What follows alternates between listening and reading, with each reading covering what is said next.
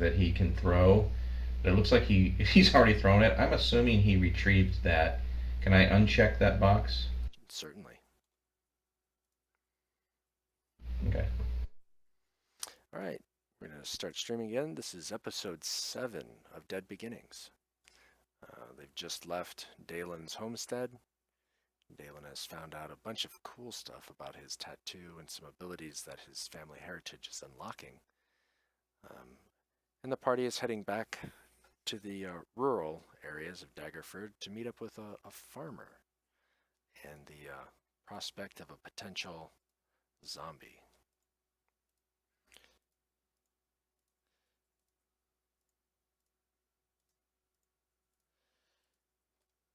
So Okie dokie. let me clear the maps out.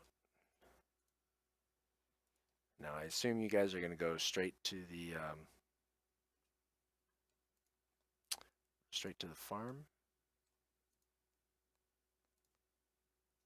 Yeah. I don't remember if we had gotten information on where that was from the You did. constable or whatever. You did. Okay.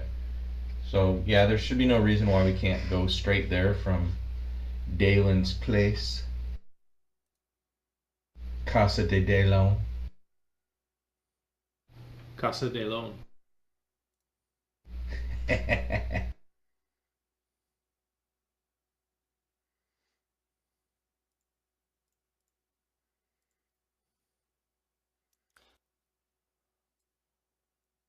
All right, let me prep the map here real quick.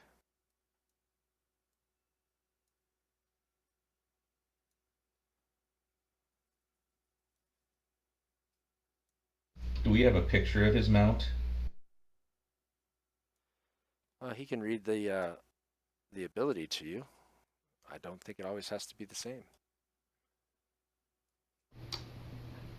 You summon a spirit that assumes the form of an unusually intelligent, strong, and loyal steed. So it is a loyal steed. Creating a long-lasting bond with it. Appearing in an unoccupied space within range, the steed takes on a form that you can choose, such as a warhorse, a pony, a camel, an elk, or a mastiff. So I could make it. I could have My Little Pony as a steed if I really wanted to. Yeah. And if the DM let me.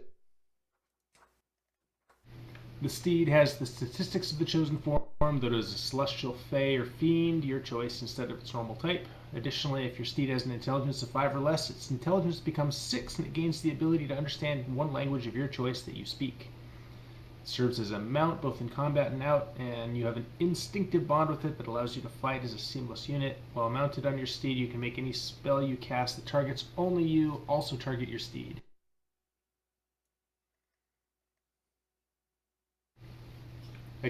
I can communicate telepathically when it's within a mile of me. So if I need to, we could send it to scout ahead. In theory.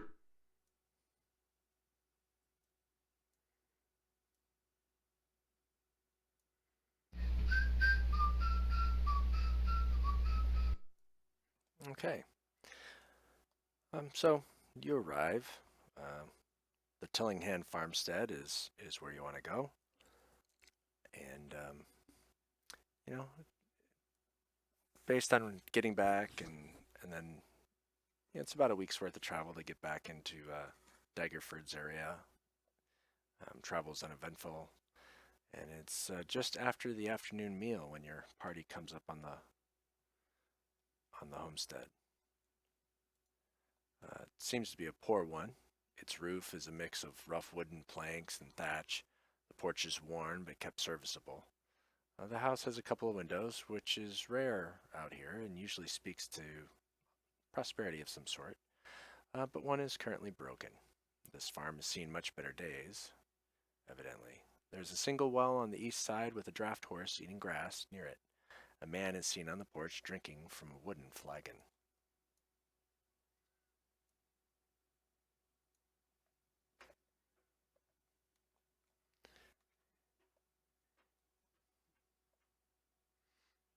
So I assume that means glass window.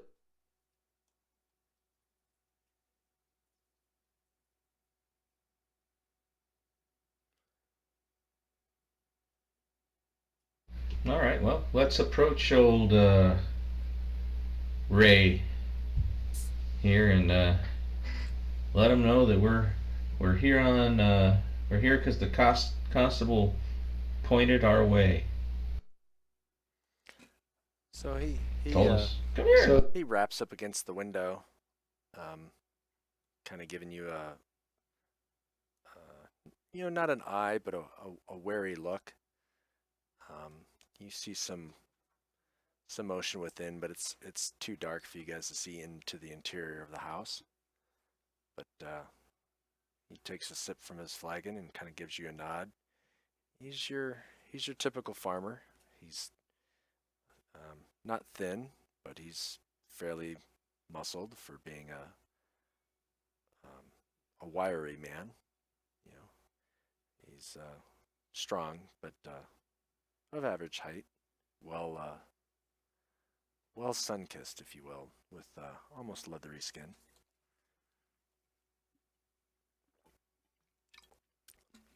So you announce yourselves, and he goes, all right, you don't look like constables. What do you want to know?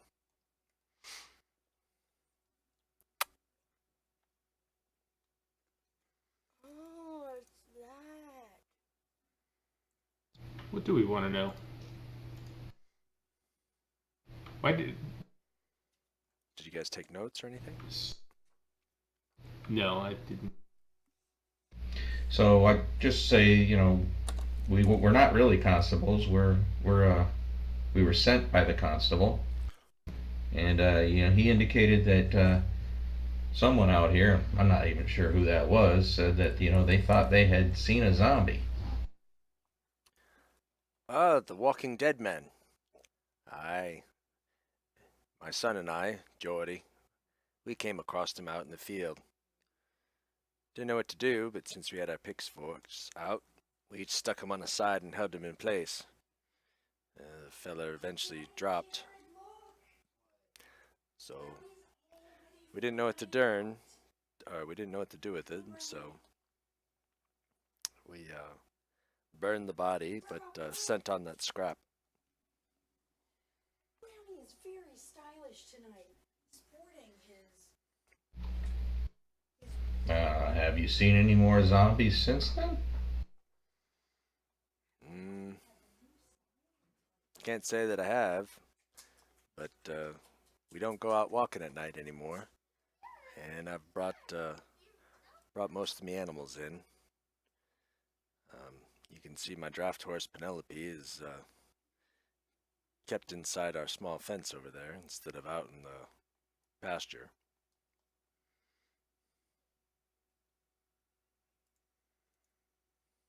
Can you direct us to where this happened, where we can maybe check it out for ourselves? Anything else, you can give us information around this? I can do that. And he takes you out into a field to the west of the property. He says, this is where it was.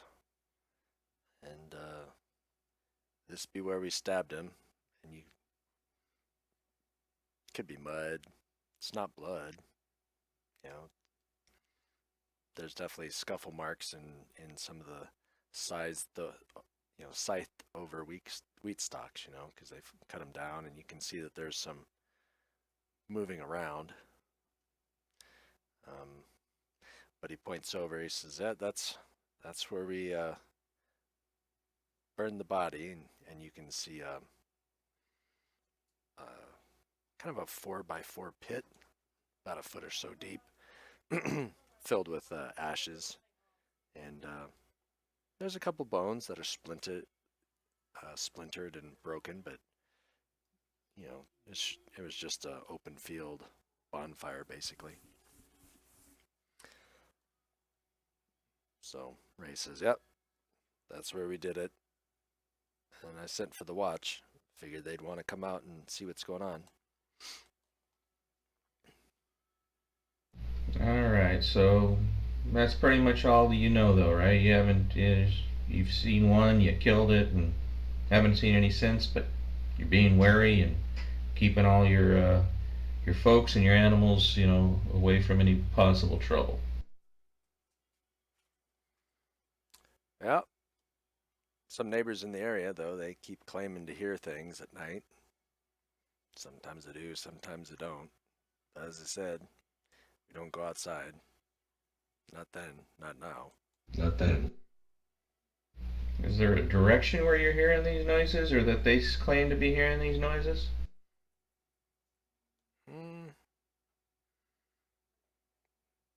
He thinks for a moment. Maybe east, a couple north.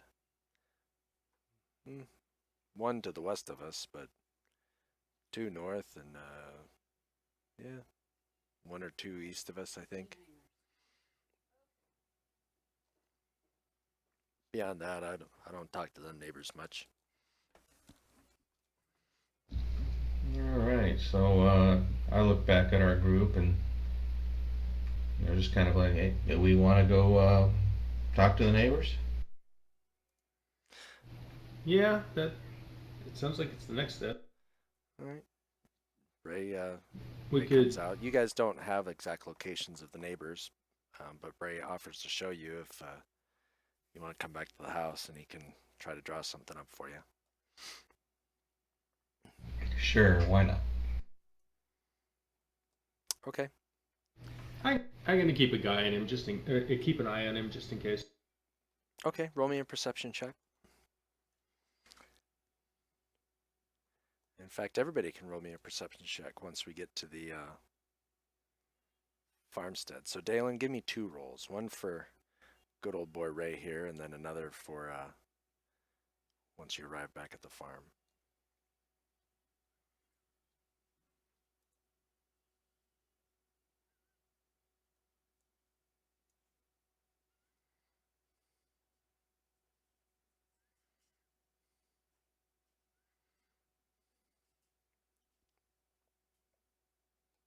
And you got to roll for Bogner too. So you want to click on Bogner's frame, so then it activates Bogner, and then roll under Bogner. Yeah, I forgot about that part.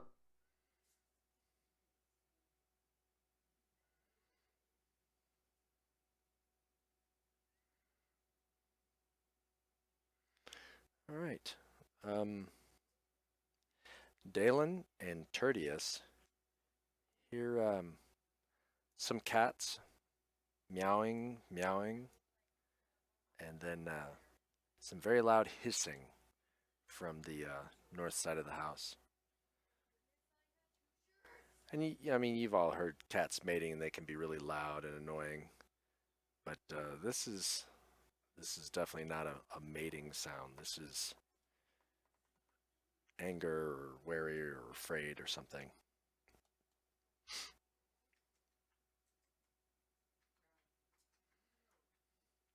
And Ray just calls in, "Jordy, come out here." And his son comes out. Similar in height, but about 20 years younger. So he's probably in his late teens. Ray's obviously, he looks like he's, in his late 50s, but he's probably really in his early 40s. And they talk a little bit about where the closest properties would be.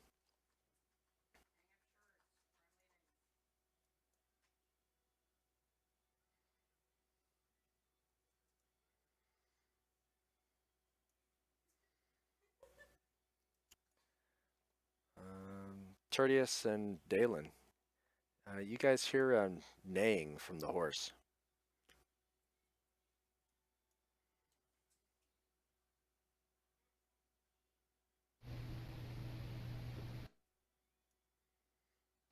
I think I'm gonna step back outside and see what the horse is neighing at. Okay. We're not inside, are we? Okay. We're out. No, you're on we the never went porch. into the house, did we? No, You haven't been okay. invited in. And, I'll step around and see what the horse is neighing at.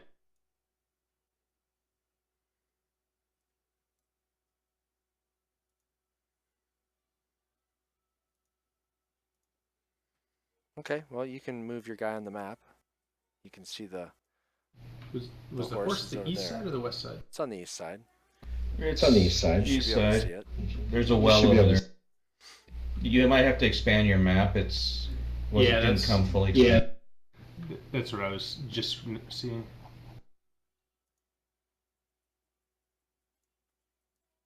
And I'm just kind of looking up the side of the house on the other side, just hanging out, wondering why those cats are yowling.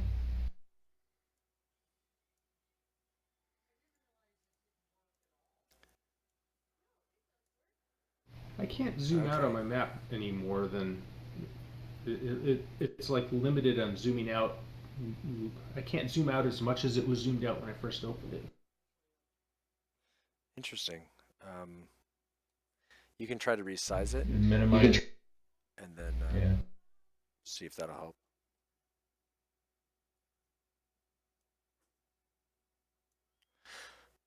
All right, so Dalen, as you come over to the side, you can see Penelope, the draft horse, is kind of got its ears pricked up.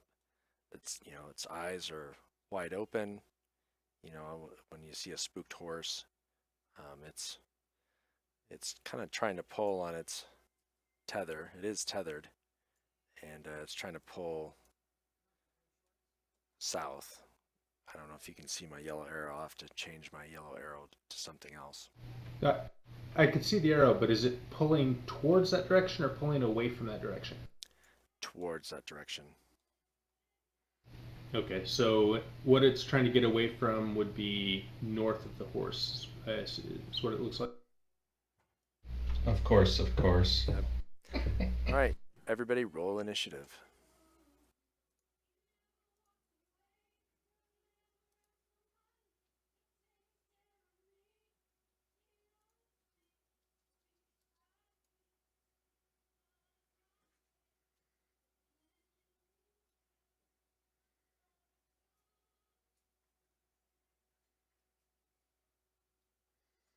All right, I'm going to lock tokens. Looks like Nadia, you have the first opportunity to do something here, and so far you don't see much. Well, I was just curious, did Dalen call out about anything, or, I mean, are we...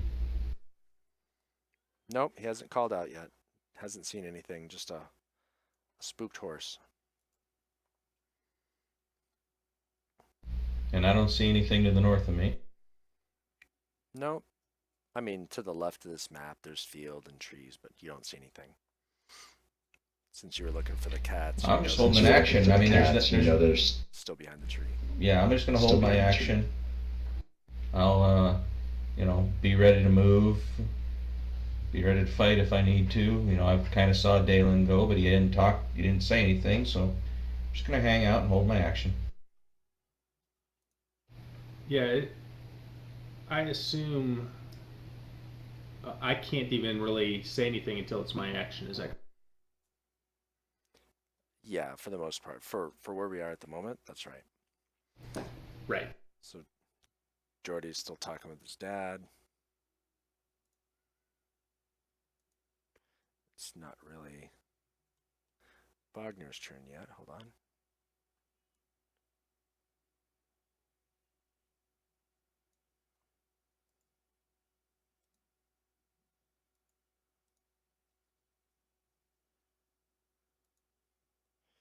And you actually see what looks like a shambling man come kind of around into your field of view from the house, and he's walking towards the horse. Wagner, you're up.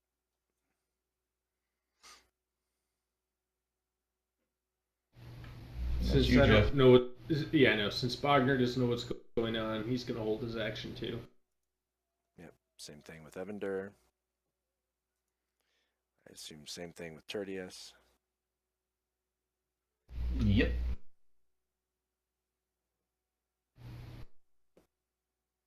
Yeah.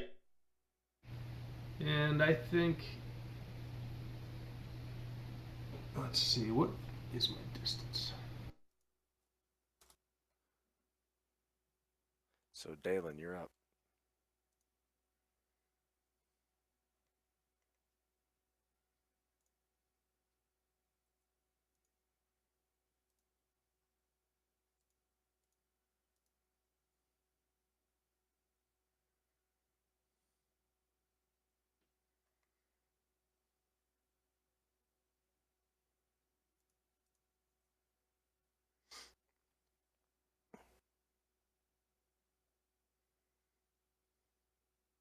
All right, I'm going to use abjure enemy on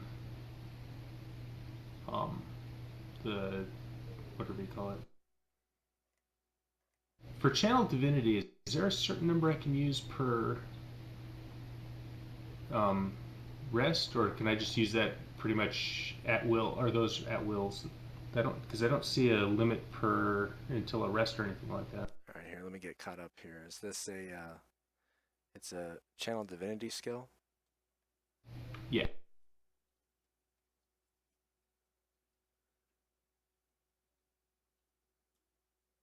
Okay, I think I have that under your channel divinity, yeah, vengeance. And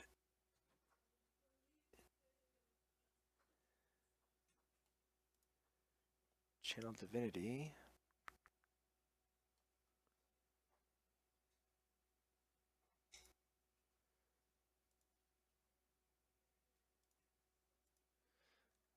Let me do a quick read, see how many times you get to use it.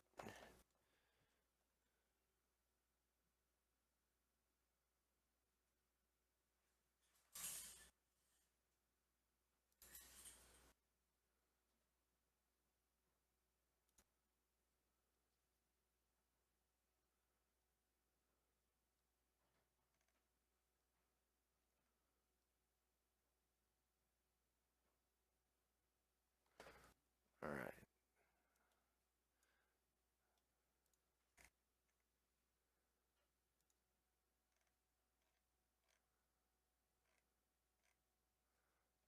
Okay. So abjure enemy just says as an action you can do that.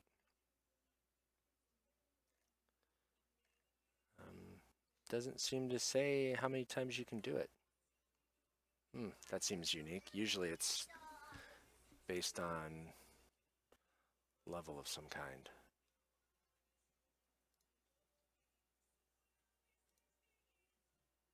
Did the old paladin turn undead work at will?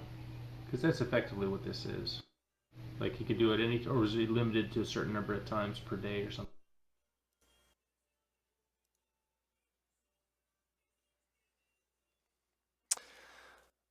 Yeah, the old version, you could turn undead as often as you wanted, but that's not something that they allow. You only get so many channel divinities.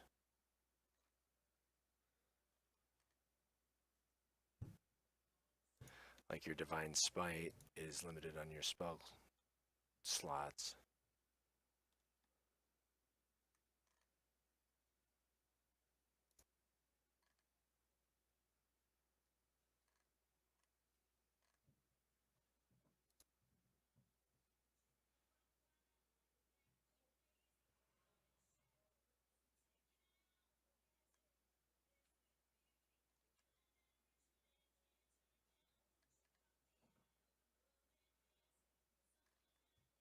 Yeah, I don't see this as a limit.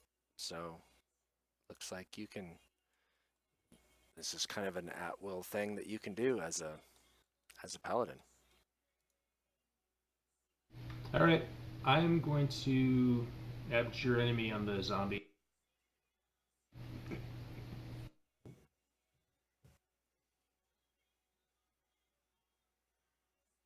So I guess he has to make a wisdom saving throw and at disadvantage.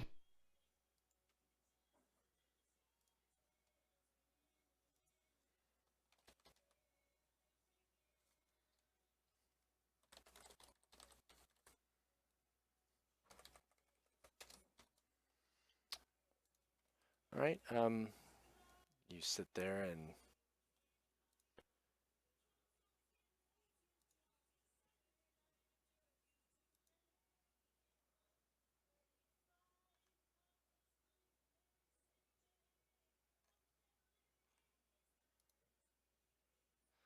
okay. So what you have there is under your paladin features. You have your abjure enemy. You can expand that magnifying glass. There's a save, so you can drag that onto the creature, and then we'll see if it fails or saves its saving throw. And you says it's at disadvantage. Oh yeah, it's disadvantaged. It failed anyway, so that's good. So you can set the frightened effect on the creature.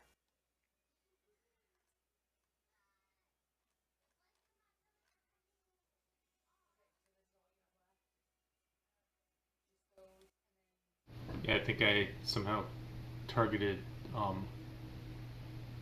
Wagner with that one point.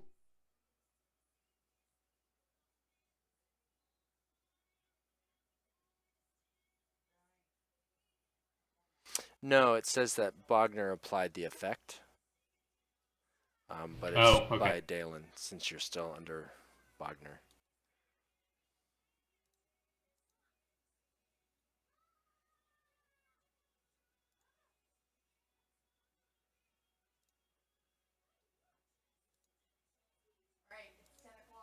Yeah, I just went and deleted those actions, trying to clean something up because I was confused. Okay. We'll have to add those back in. Yeah. All right, so yeah, trying to look at too many things at once.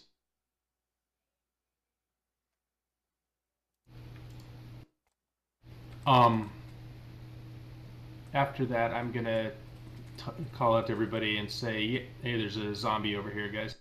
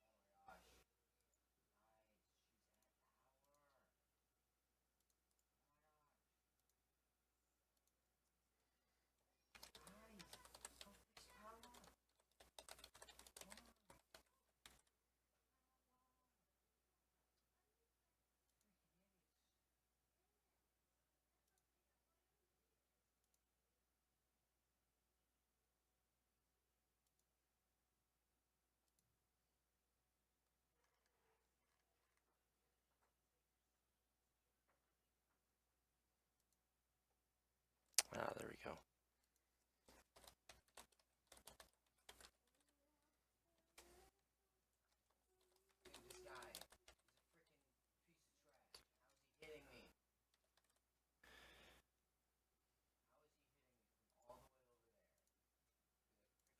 All right. All right, well, we'll continue to add that. So you call out.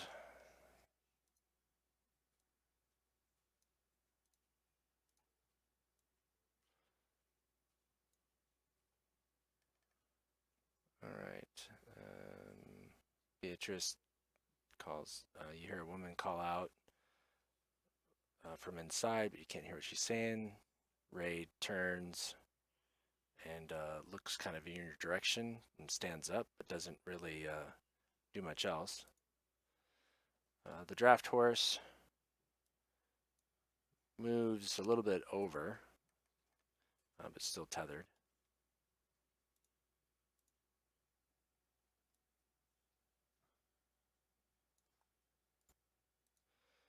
And Dalen, you see another shambling man come out from behind the house.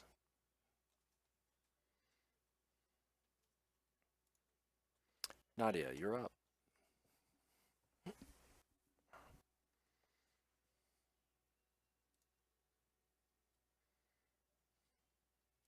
Okie dokie.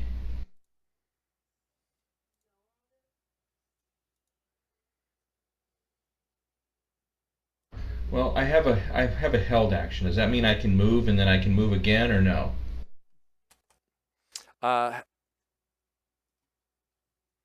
Yes, but I would say him. I wouldn't worry about it at this point. I'd say if anything, you had maybe a held action for going down the side of the house, not towards Dalen.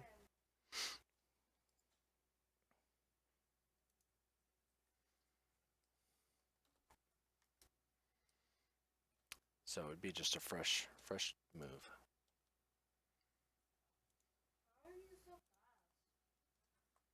All right. Well, there's my distance I can move.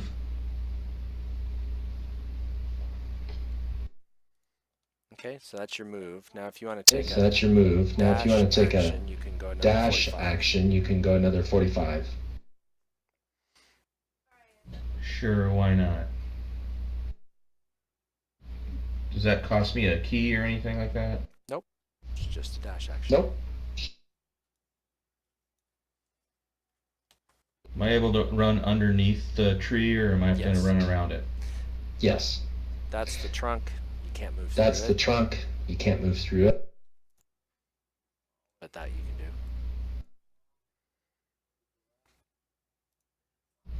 do. All right. Well, there I am. Well, good, because you shouldn't be starting a game even if there were enough people.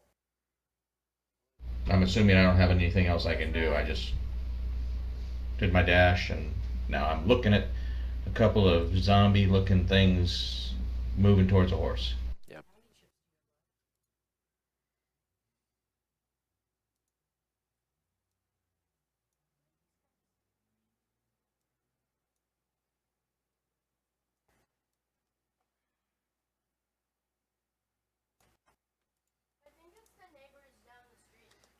All right, so the zombie turns and runs pretty much in a straight line away from you. Although his speed is 0 according to the description when he's frightened. Oh, you're right. So He just shakes. he's just right there. Little pieces of his Just flesh right there. just dropping off of him. So he'll be a skeleton by the time this is done. All right, so with that, he doesn't do anything. And he's going to be like that for what? One minute. Or until damage. Or until it takes any damage. Okay.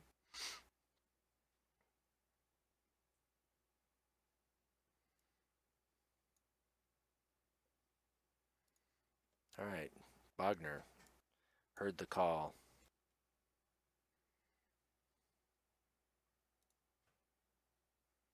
You can go 25, right?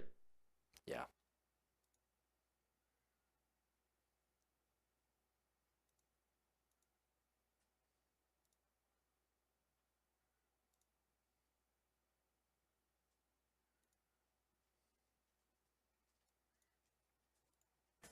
There it is.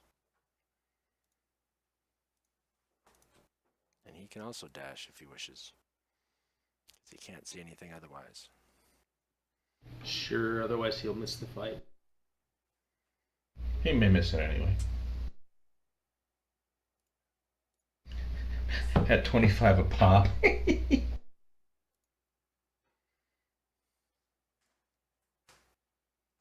Did he feel my wind as I ran past him? If you broke wind, he probably did.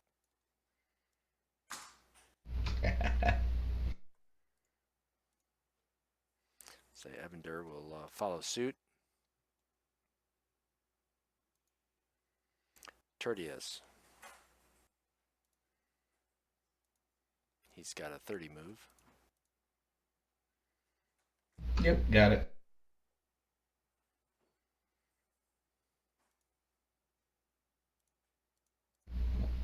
Moved him, but he's not moving.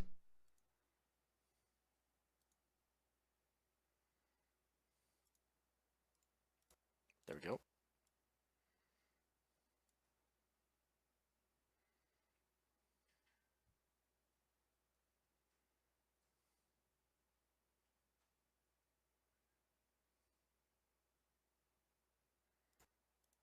There we go. And I dashed as well.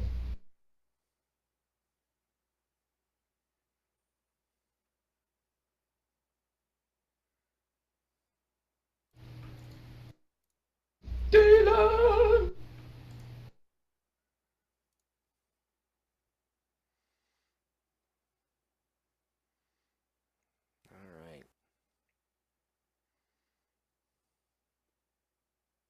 I'm going to move over here and then throw a javelin at the other zombie.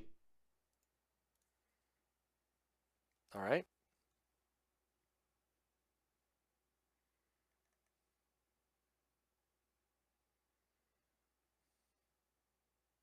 As soon as I find my screen.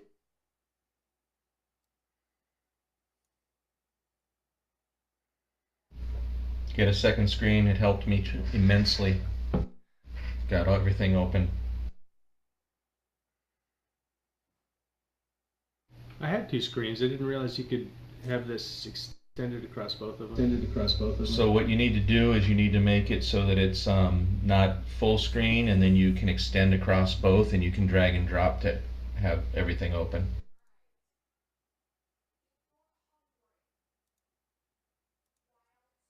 Makes it nice. How 'Cause- do you set it? Yeah, What was how do you that? set it not full- How do you set it not full screen? well, there's that little. I don't know. Maybe it's never set at full screen, but I don't if I have. yeah, you got the. I don't have windows or the windowed things at the top of my.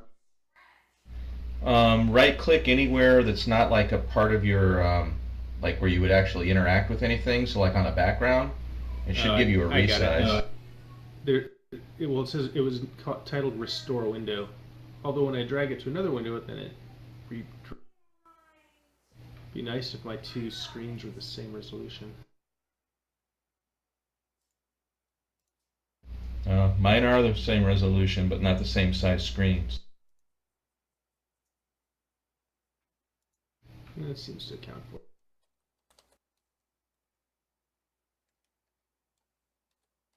But at least it allows you, like, you can put a map on one side, you can put the character sheets and the combat tracker on another, and on your main screen or whatever. Right. Yeah, that's where I am now. Although my character screen is on one and the turn window is on the other, so I have to drag this stuff all the way across two screens to do anything.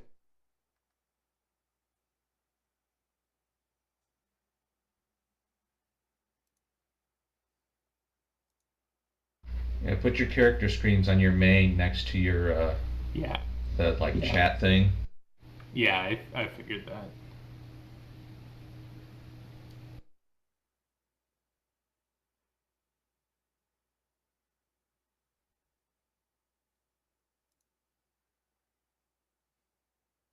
Oh, you pierced him.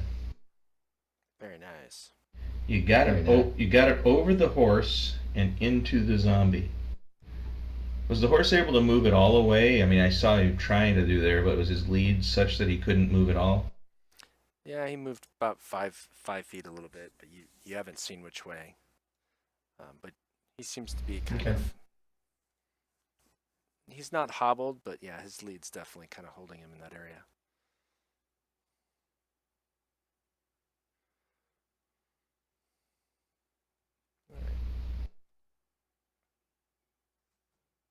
You still have distance you can move if you want.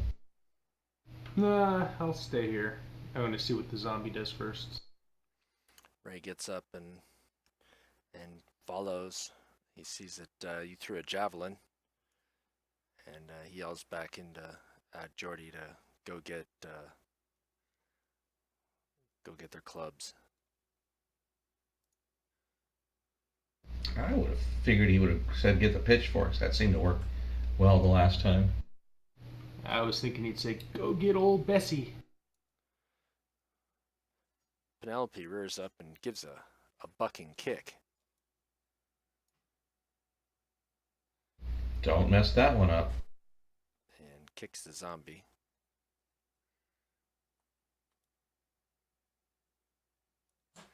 If the zombie want brains, it won't go after the horse if we're around. And then it moves 5 feet away because it doesn't know any better.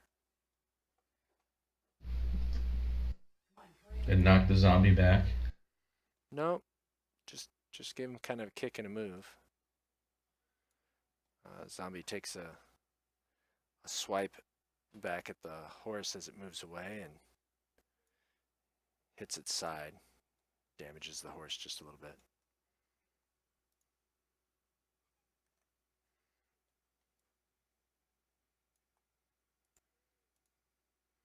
He moves up and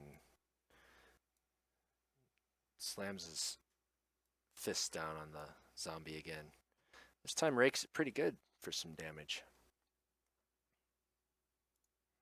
Nadia, you're up. Poor Penelope. Can I see further now that I'm over here? Is there more back there that we could see? Just out of curiosity.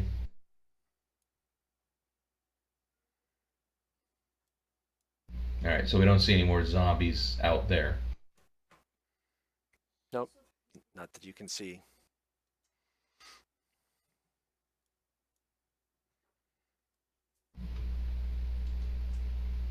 Alright, targeting zombie 1.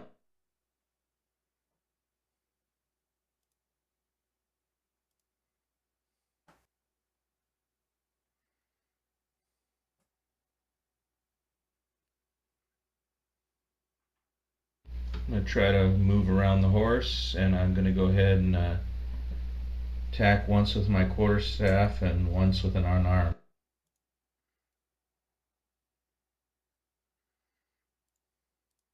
Okay, yeah, you have more than enough room. Nice. There's my quarterstaff. All right, roll damage. You gotta roll damage first. 'Cause Oops. when You gotta roll Roll damage first, because when you re-roll, it loses. Yeah, the, I crit. just grabbed the Loses I grabbed the, the I crit. grabbed the wrong button. It was all. Okay, so go ahead and roll damage, and then just roll another d6 by itself.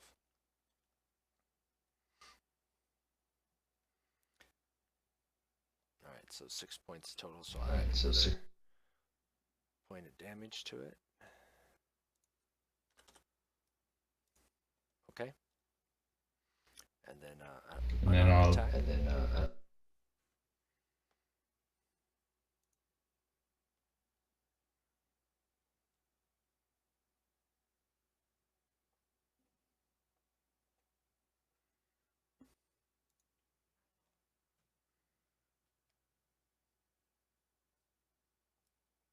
All right.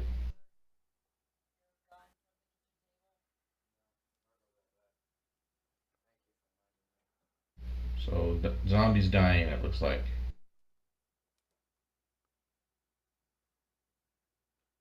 So you come in and whap whap, and you hit it, and looks like it should fall over. But it kind of stands back up again and turns and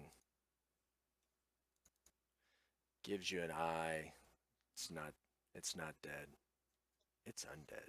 Does it give me the left or the right eye? Just the left eye, actually. His right eye is kind of hanging out of its socket. I squeezed the left eye. All right, so I've whacked it a couple of times. It's hurting, but it's not dead yet. So I'm not dead yet. Yep, not dead yet. Well, nothing more I can do now. I'm not going to move out of. I'm not going to give it an attack of opportunity. I'm just going to wait to see what it does. Jordy basically runs into the house, grabs the clubs, runs out of the house, and he's still basically net where he started. Zombie 2, still kind of shaking, twitching, in place, not going anywhere. Wagner. Wagner's gonna attack zombie 2 All right. with his warhammer.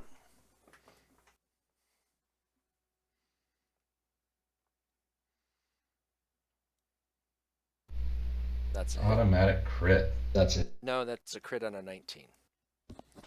He crits on a 19 or 20. Oh.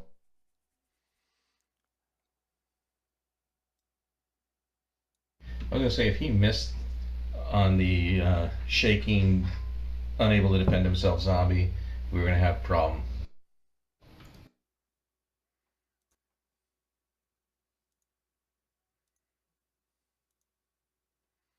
All right, Evander.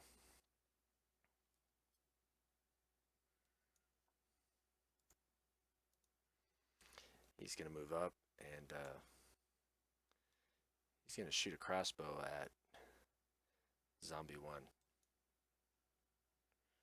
And he hits.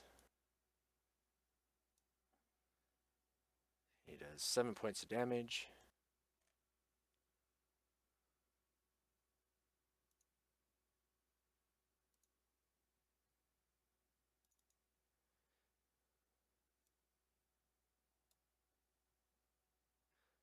And the zombie takes the damage and kind of staggers back up to his knee again. I mean, you're pretty sure that bolt should have definitely killed it, but it's still alive.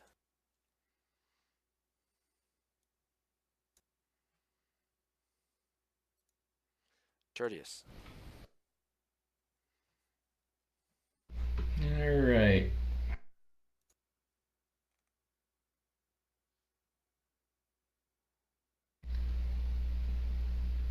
What is the range of produce flame?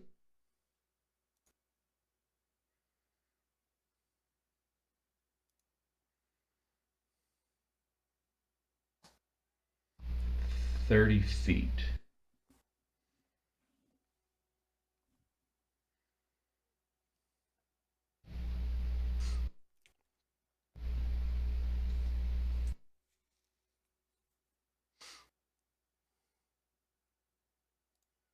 I'm going to move there, and then I'm going to cast Produce Flame. All right.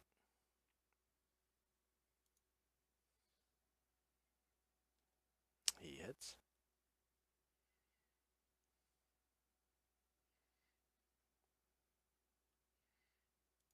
All right. Does 3 points of damage.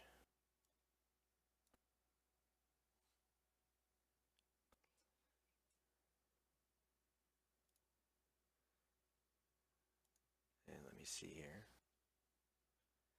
8. Oh, he's still alive.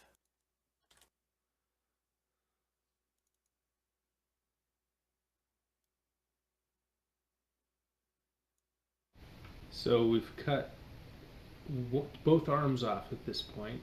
I guess we need to do another cut of both legs now.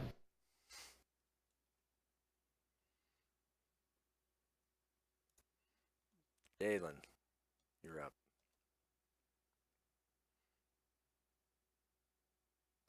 I'll come up here and beat Zombie 1.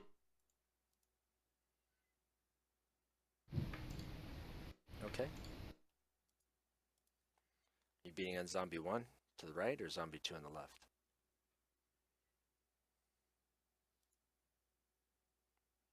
Oh, I guess it is Zombie 2. I thought that was Zombie 1. Nope. He was the first one who showed up, though, right? Correct. First one that you saw.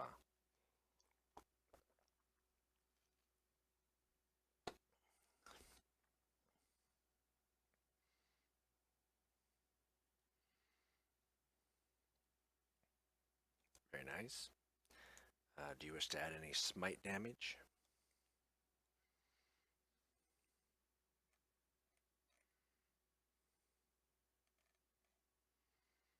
Not this time. Well, I'll just cut his other leg off. Okay.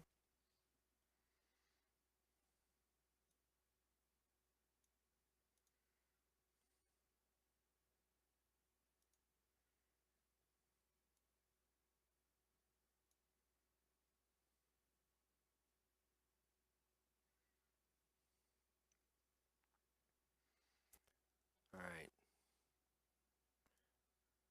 Ray backs up a little bit to get a club from his son, and then comes down the house. Penelope gives another kick and hits the zombie. This time doing some damage again.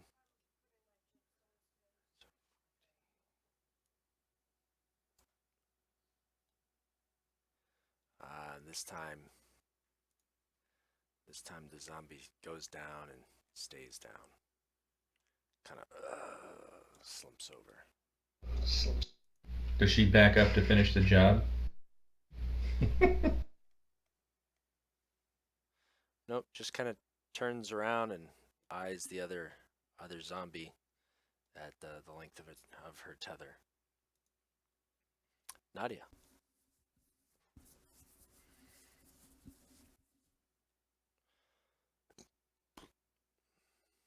I'm gonna maneuver around. I figure even if I ran around the well, I can get behind this thing. Yeah, with 45 move, you can pretty much go wherever you want to get around there. Same thing, quarterstaff and an unarmed attack. Missed it.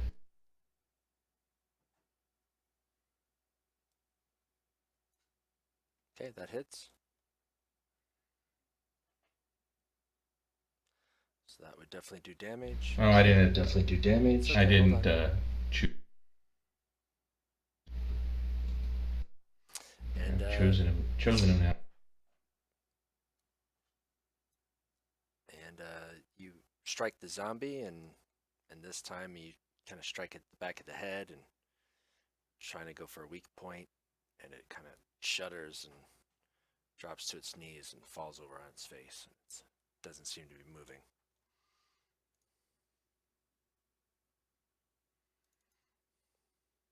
And is there any more north now that we were able to see?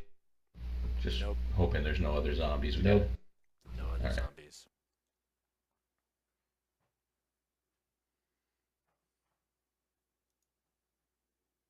All right. Well, I wipe my quarterstaff off.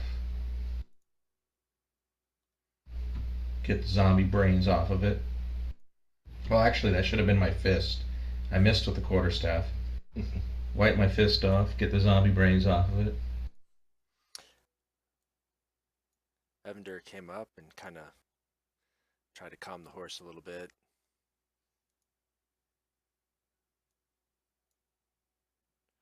Pretty docile horse, so he's successful, and he lays a cure wounds on the horse to try to heal up the scratches and claw marks. All right. Well, since we're out of combat, let's take a gander at these zombies and see what we can see. Although, maybe Ray and Jordy need to get up here and see that we've handled their issue. Yeah, so by the time Evander's calmed Penelope down and he's laid hands on the horse, Jordy and Ray come around the corner. They see the zombies lying down, and he's are there any more? Is that it? Is that all of them? How's Penelope? Man, if she got killed, I don't know if we'd survive. He's definitely flustered, and Jordy basically runs behind the house and yells back, that looks like that's all of them, Pop.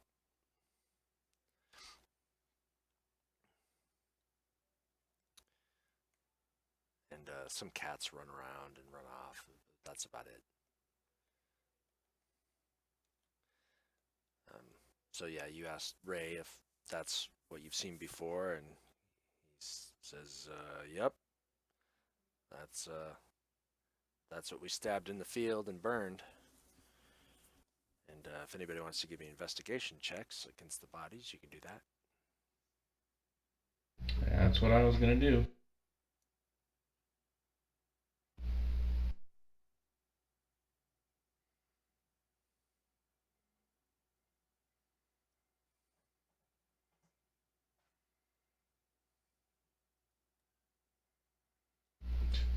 Not too good. Yeah, so you can see that the clothing on these zombies is ragged. You can tell that these were once living corpses. There's some dirt, on them still. So, but that's It's about all you can tell. You don't know how long ago they were created. You don't know where they came from. They just they were here. You don't see any descriptive markings. Um, you were shown the gnarled black hand symbol from before in the captain's quarters of the City Watch, but you don't happen to see any similar markings or symbols on these two bodies. Can we tell where they Alright, well, came I from, can or what direction they wandered in from? Like, is there a trail or anything? Or No, you can't really tell. So I'll ask Ray first. I mean, they were on this side of the house. What's to the north of us, Ray? He says, well, more farmsteads like this, probably for a couple days at least. Hills, pretty much hills on almost all sides of us, except Almost to the all sides of us. southwest towards Okay. Daggerford. So are we able to like maybe track these guys, at all? Are they? I mean, they had to come from anywhere. Are they dragging their feet? Are we able to track and see where they've approached from? No, pretty much it's kind of hard pack all around this area, and then it goes into like high grass, and then beyond the high grass you've got some fields and then forest. Well, at least we should be able to see. I mean, high grass. If they came out of high grass, you'd think that they had to step on some of it somewhere. Not with those rolls. Okay.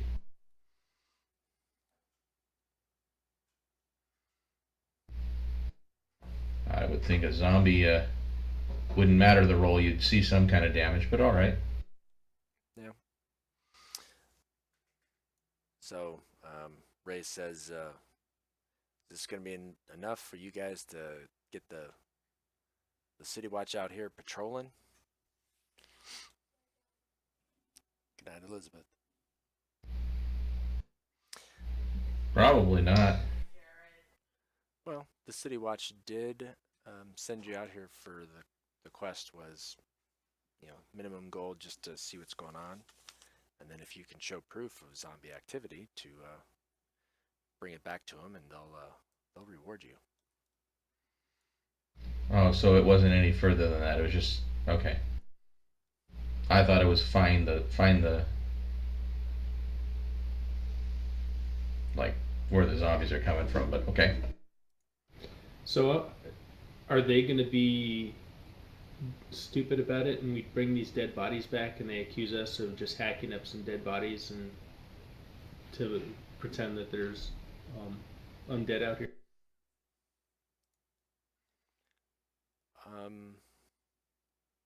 It's always a risk, but these don't look like normal decayed bodies, right? Well, are Ray or Jordy able to write at all? Are they, or are they not? Or anybody in the household Jordy can. skilled? Jordy can. He's All he's right, been sent to so- some he can write a little bit. He's no scholar, but So No Scott. we can we can go ahead and with his help we can go ahead and write a statement saying that yep, these were two zombies we took care of. We'll go ahead and bag them and tag them, so to speak, and drag them back. Yeah, that sounds good. So, I mean, at least we have the farm. Grab a beer. I'll be At least we have the farmhand statement saying, yep, these guys just killed two more. sounds like a plan. And Jordy is actually beaming with pride that he can help you guys write this letter and sign his name. And his dad's pretty happy about it too. And even though his dad just kind of, puts an X on there, a little shaky cross for for his mark. But they're pretty happy that Jordy seems to be a learned man, at least for these parts. And the cats are not, they're done with their yowling. Yep, they stopped pretty much as soon as the zombies had come around the corner. So, I mean, obviously now I've gone ahead and, I mean, we just took a quick look out there. We did some investigation. So can we open up, like, not inside, but the outside of the map? Sorry, I hate Fog of War.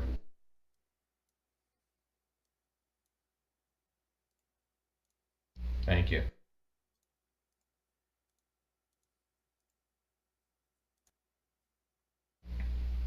And so this over here, I'm assuming these are cellar doors.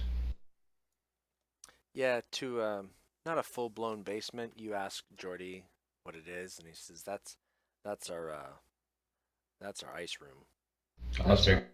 I was figuring a root cellar, but same thing. Yep. Just a little place under the house to keep goods from spoiling as fast.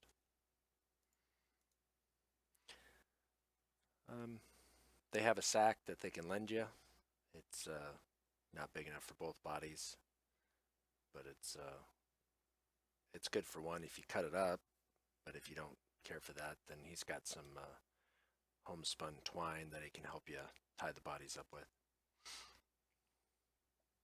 We'll go ahead and tie them up, and I mean we still had the horses from the that were on loan to us, right?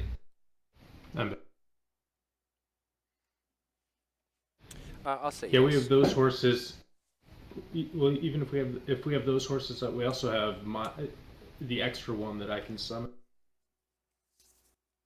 Okay. So regardless, we can tie them up, load them on the horses, and drag them back to Daggerford. Yeah. Absolutely. You guys gonna head out then? Yeah, we'll head out and see if we can get any random encounters.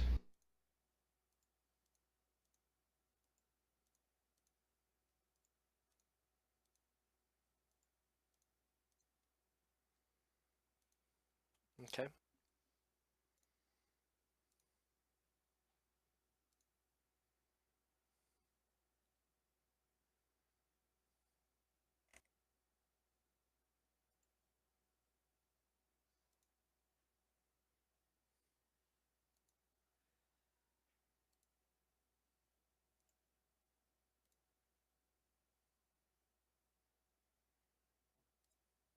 And we're probably making our way right back to the constable, right, Jeff? We're not doing any side stuff. Not on purpose. Right. All right. Let me.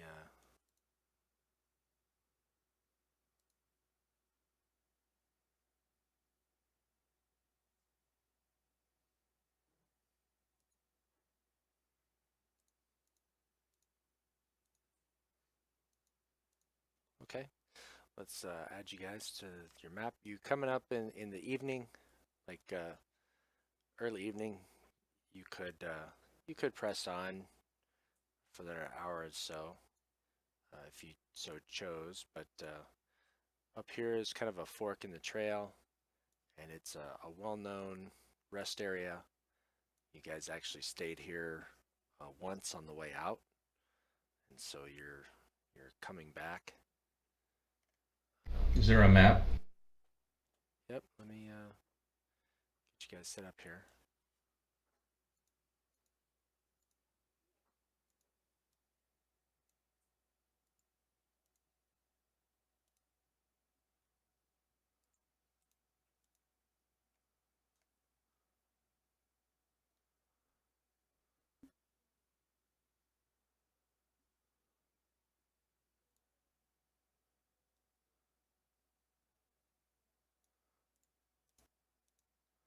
There we go.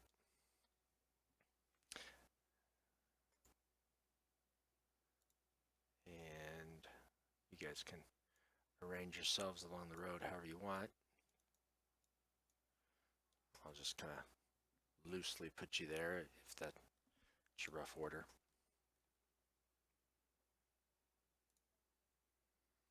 All right, and so we can see that there's people already here, obviously, right? Yes. And what kind of folks are we seeing?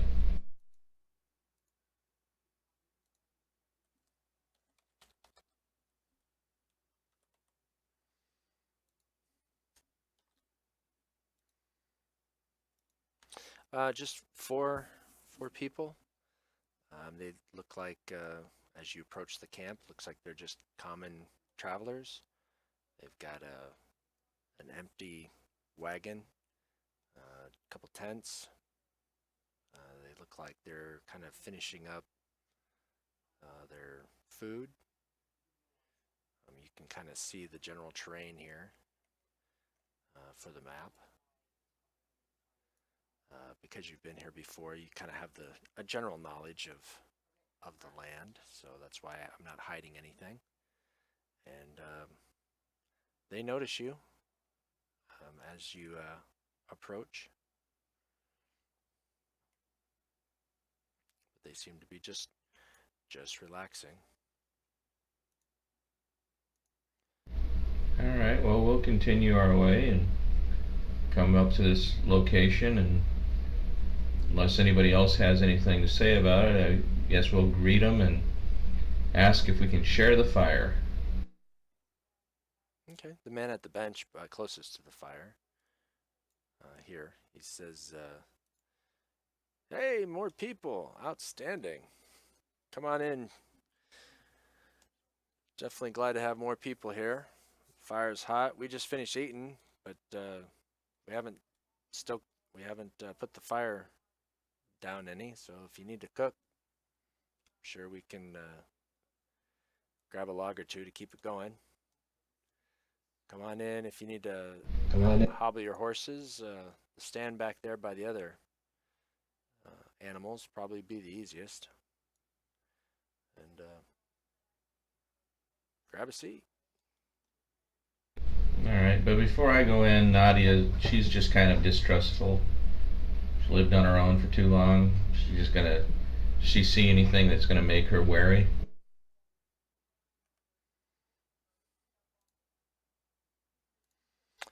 You can give me a perception roll if you want.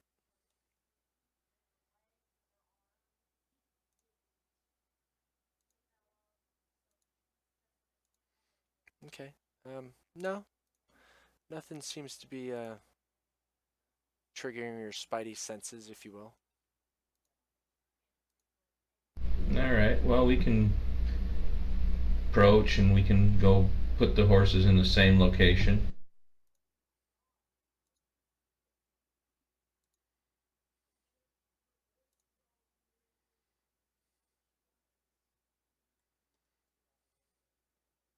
Okay. So you go ahead and move your people around where you want. Assume that your horses are hobbled and you're kind of gathering around the fire at this point. Can we tell anything by their horses? Are they just kind of like, are they like draft horses? Are they like just to pull things? Are they?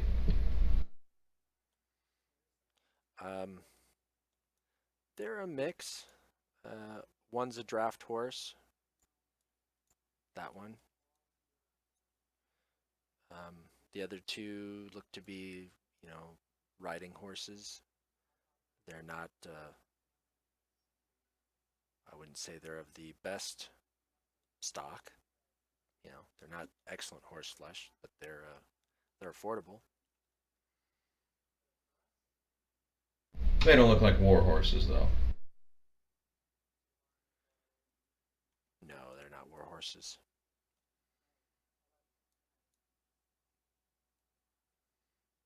All right, well, yeah, we'll come up and we'll go ahead and do our whole, get ready for dinner and all that kind of good stuff.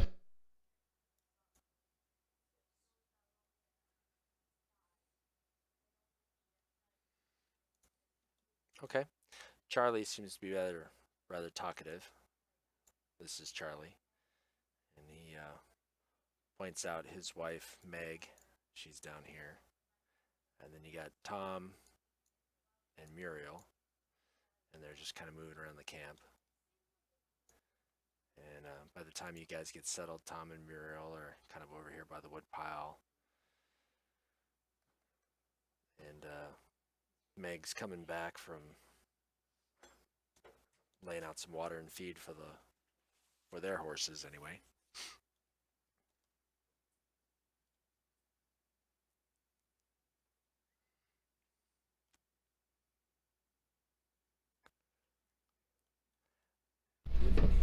Other than finding out stuff, like talking to people to find out specifics, Nadia's not much of a talker, so she'll just have her meal and kind of just pull back into the background and see what other folks are up to. Okay, I'll let Nadia give me one more perception check, and then I'll let one person in the rest of the party give me a perception check.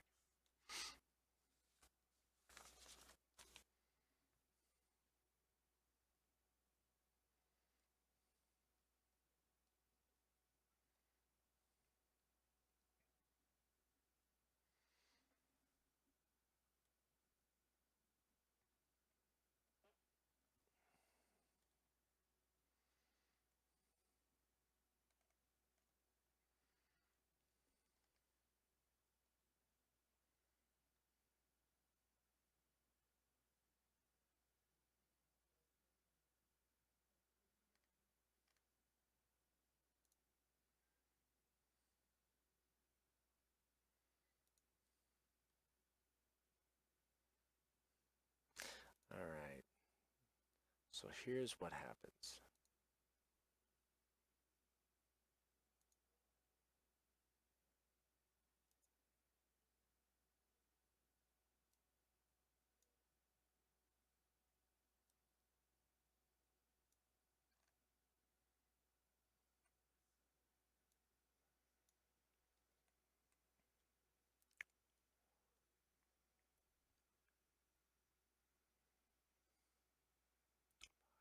Three, six, four,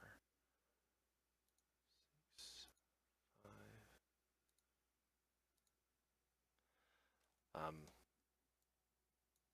You hear a crack and some people calling out.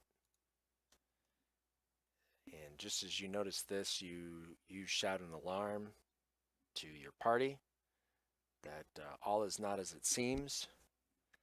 And you stand up, and that's when the four people that are here, they cast off some cloaks and they pull out some weapons from behind their benches and wood piles, and you can see now that they've cast out their cloak. They have, symbols on their that were hidden underneath their cloaks, and you can see a couple more people off by the horses. And we're gonna roll initiative because this was an ambush.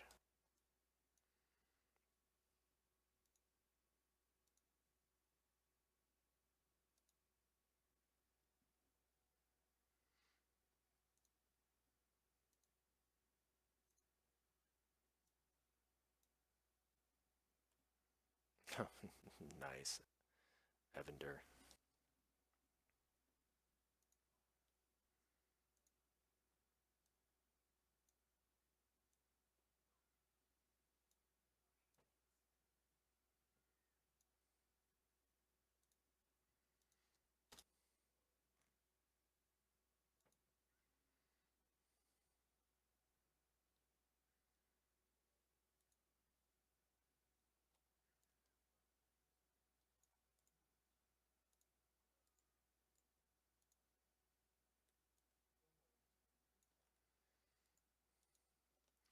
Here's some rustling to the northeast of you, and the bandit shows himself at range, and he's carrying a scimitar on his hip, and he has a crossbow in his hand. But he's not quite free of the brush, so he doesn't shoot just yet. So he can't see me. Nope. He can't see Nadia. He probably doesn't have a good view of Tertius. Tertius, but Tertius. he could see Or you. Dalen and Bogner and Evander. Yep. Evander's right up on the wagon. Okay.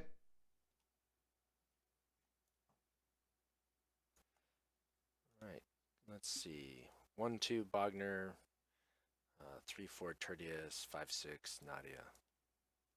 Oh, well, I guess he's going to go there instead.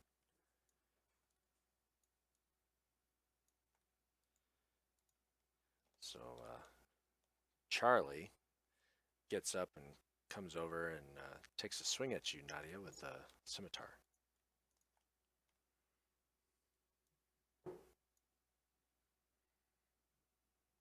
Wow, he actually put some damage on you. There you go. Can you push the map to me again, please? Absolutely.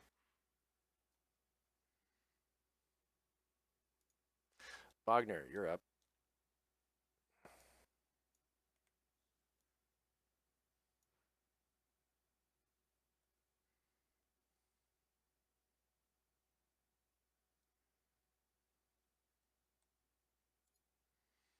Oh, and you know what I'm going to do?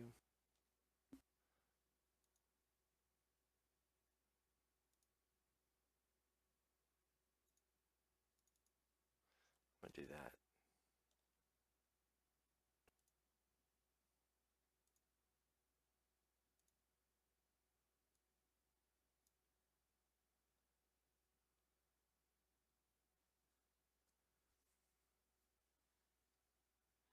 Do you guys know what circle Tertius was going to choose? No. No idea. Why did he level?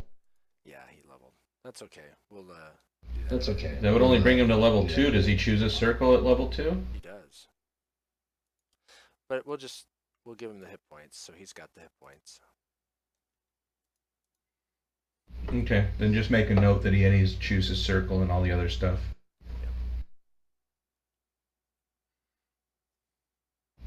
Alright, so Bogner's turn. Yep. Dalen, what's Bogner going to do?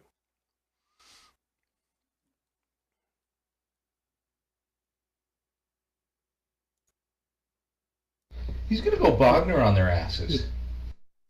Is Cultist... do I know if Cultist 3... which Cultist 3 is? Oh, I guess I do. Cultist 3 is over there.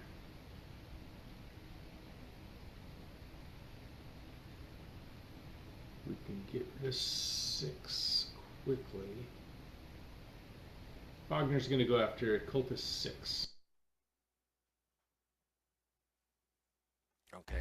These are not through human. the fire, but yeah. These are humans, right? Yes.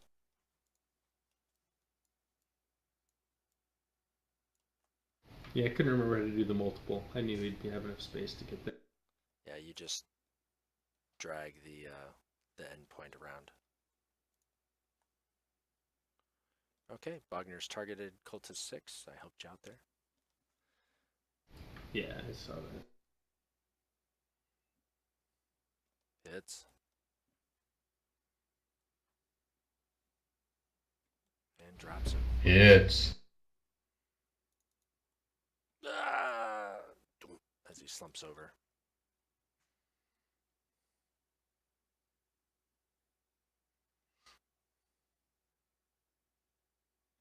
Tertius. He's just going to stand right there. Block everyone's way.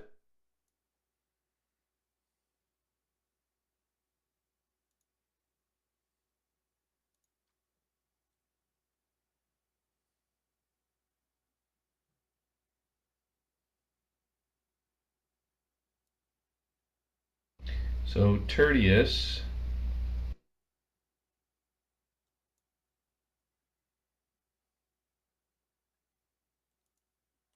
Sorry, I'm reading a little bit here.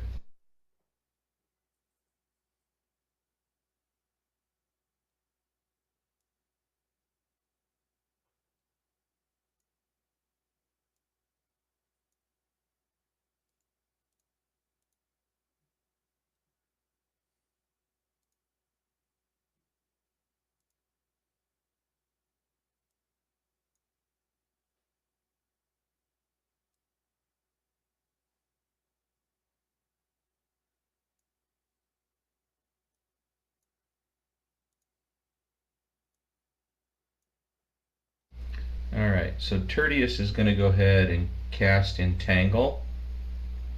Oh wait, what's the range on that? 90 feet, so I can definitely do that.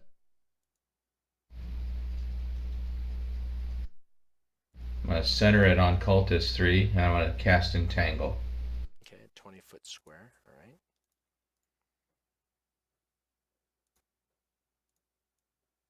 Now, what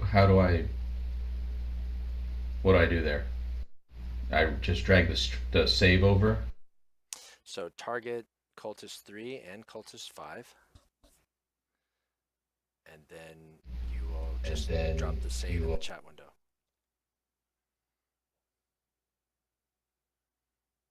All right, they both succeeded.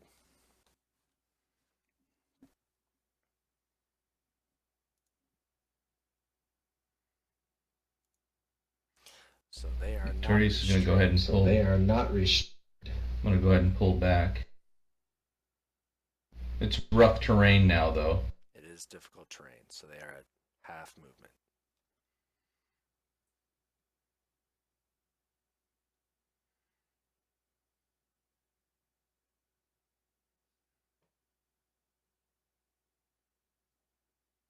And Tertius is going to kind of go back between the two tents, kind of blocking himself off from folks. Okay.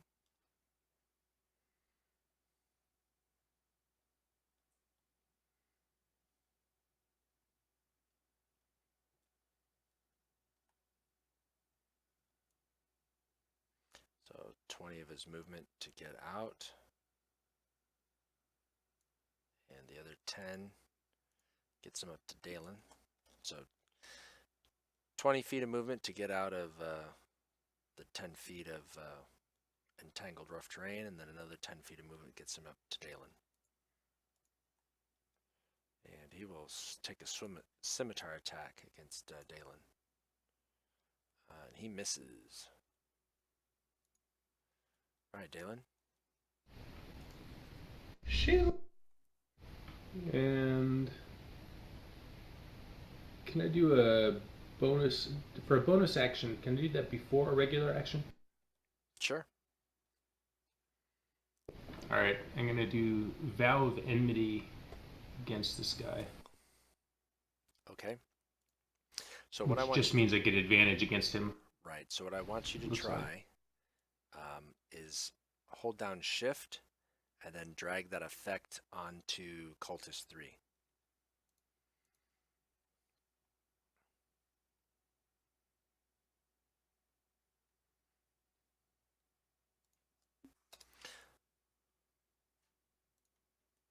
All right. Target Cultist 3. All right. So we'll see if that works. If that doesn't work, then because what it's supposed to do is give you grant an attack against it, grant you advantage. So go ahead and roll your attack and see if you get advantage. And if it doesn't, then we'll try it again a different way. Okay, it doesn't. So let's do this.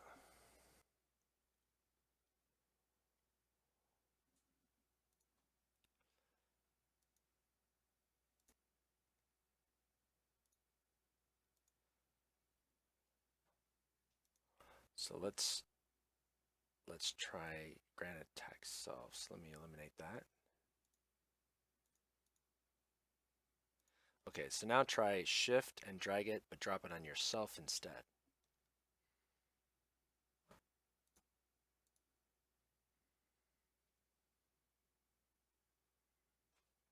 Okay, so it should give you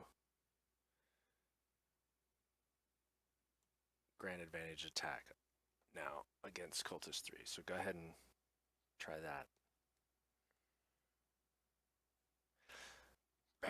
All right, well, I'll figure it out. Roll your damage. You got your hit. Okay.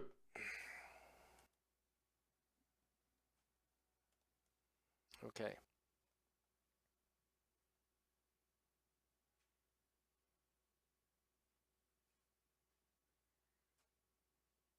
And I think I'm going to use I'll use my smite on him just so he doesn't come back around, or at least hopefully he doesn't come back around.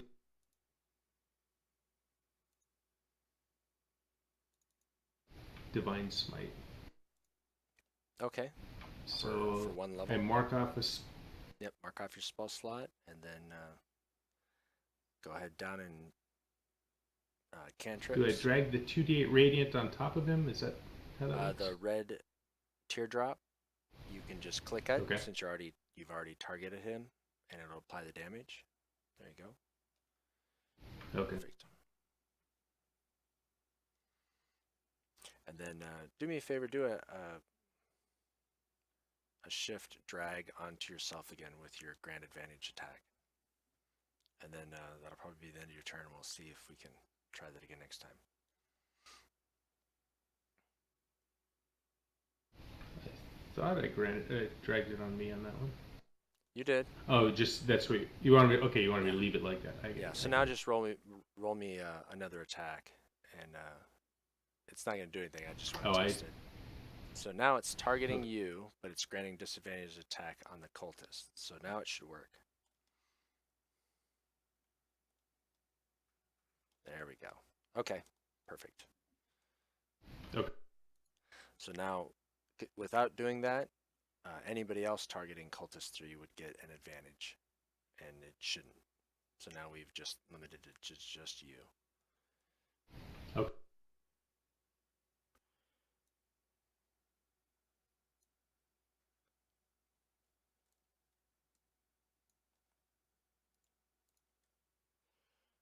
All right, cultist 2.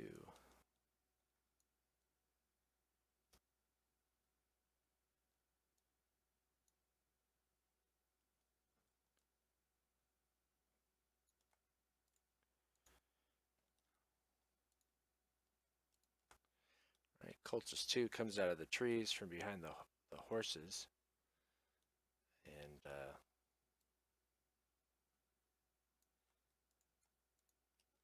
he runs to there.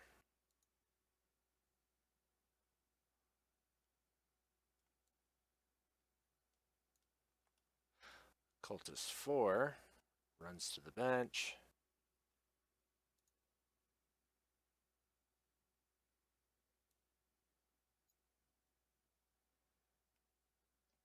And he actually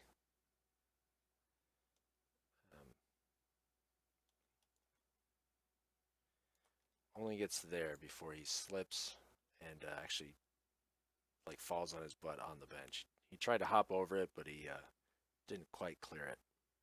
He's not on his face, but He's not on it. he's not going any further either this round. He failed his acrobatics check. Yes, he did. Nadia, you can show them how acrobatics are supposed to be done.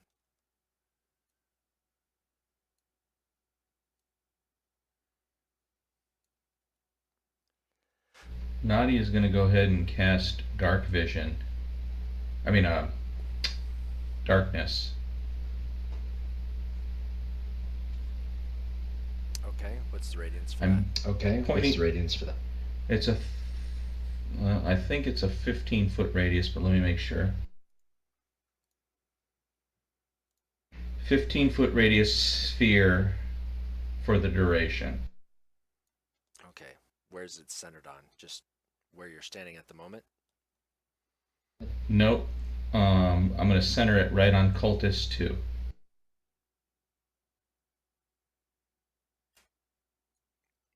Boom. All right. Yep.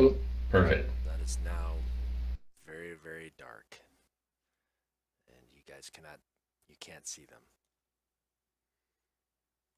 Yep, but they can't see us either. Yep. Mark off a key. Yep. 2 key actually is 2 for that. Perfect. And I am going to then move back into where same area that Tertius is at. All right.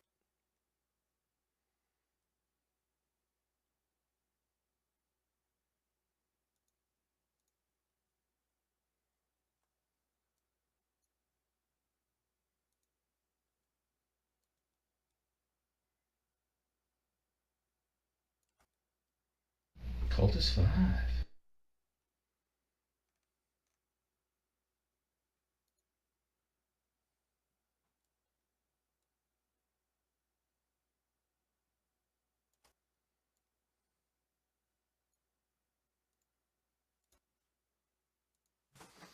All right. A bandit that comes kind of trundling down the hill from the northeast. And he's going to take a bow shot at Evander.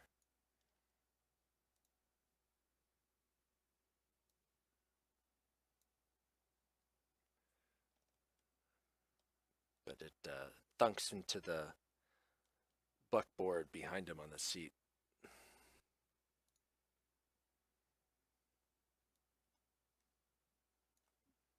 Cultist 5 kind of shambles out of the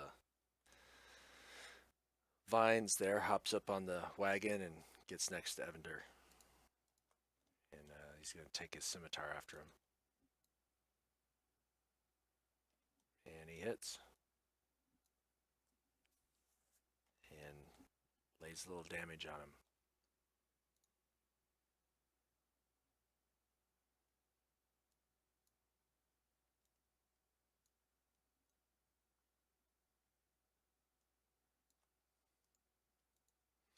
Cultist 1 wants nothing to do with that magical darkness. He comes around the tent, not expecting you to, so he is actually surprised as he comes around the corner and sees you two right there. But he is done because he had to sprint to get that far. All right, Evander.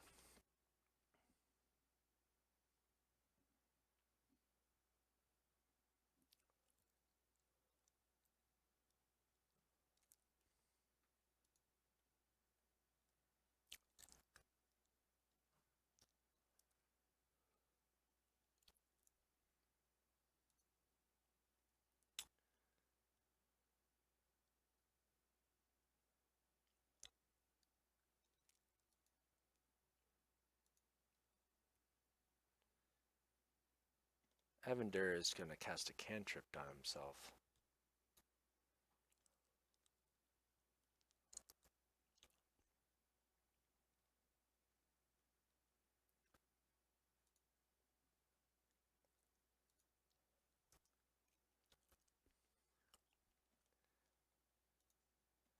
And then, let's see, can he do Bardic Inspiration as a bonus action? He can. So he's going to lay some Bardic Inspiration on Dalen.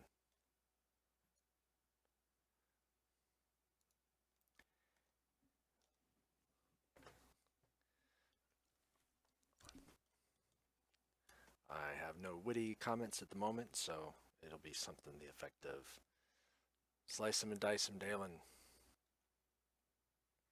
And he's done.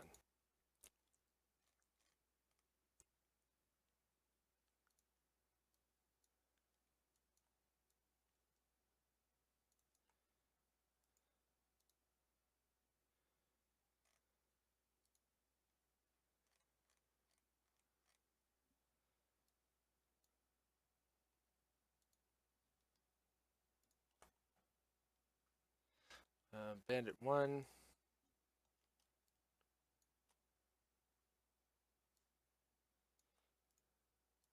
He's going to step up out of the tree line, and he's going to take a shot at Dalen.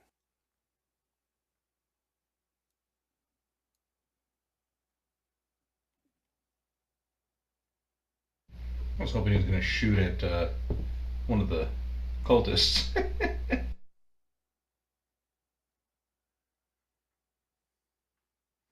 Trying to figure out what just happened there. Well, you gave him an attack of opportunity. I'm guessing. Because you got 2 attacks rolling there. There we go. I don't understand why that would have targeted anybody else. All right, well, I just rolled it again, and he missed. Bogner. So the 2 guys inside the yellow circle, Bogner cannot see either. That is magical darkness. Even though he has dark vision, Yep, you cannot see Even though through there's it. dark vision, doesn't help. Yep. which is why I put it there. Think like Vanta Black, but as a sphere, right?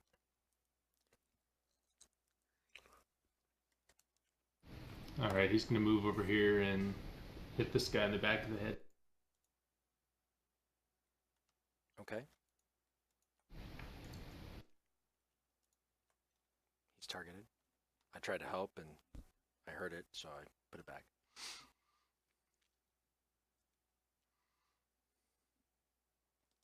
You hit. Very nice. Dead. He slumps over. Ugh.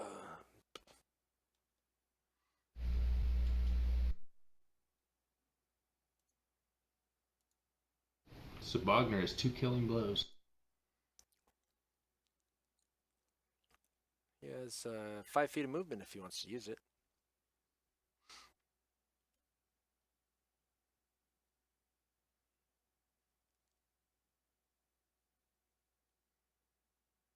Nah, he can't get out of the line of sight for the bowman, so he'll stay here.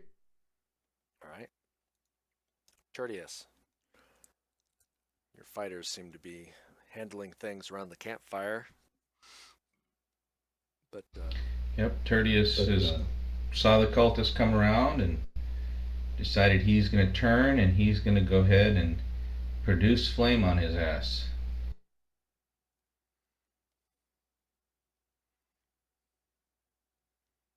that hits. He says, "Eat fire!"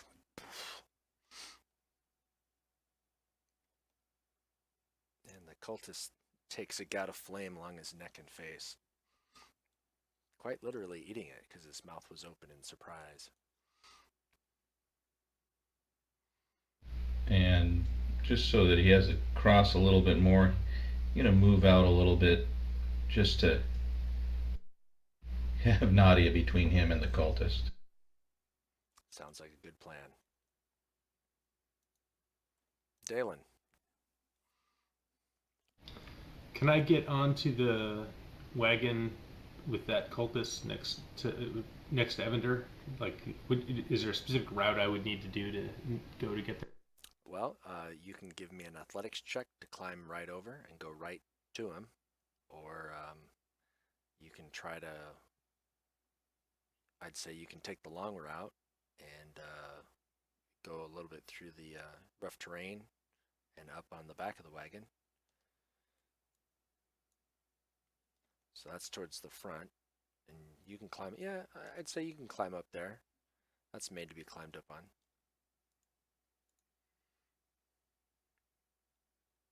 Okay. There you go.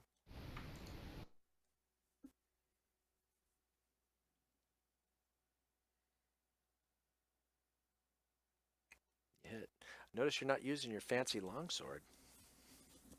Yeah, I was just thinking I probably should just get rid of that for my action thing because I don't think I think I hit one thing with it all that entire time that I used it. All right, did a little damage. There you go.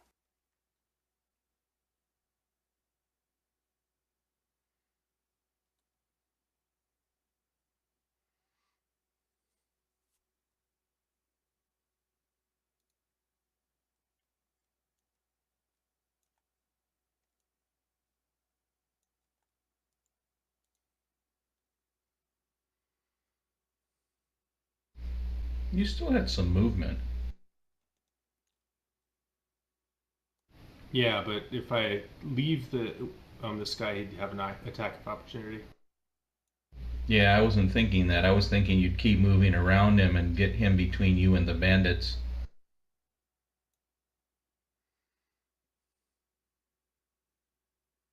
They're No, gonna I figured shoot it off. at you.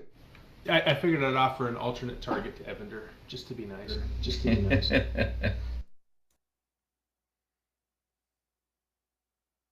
Plus, if they hit me, I can always say, "Message for you, sir."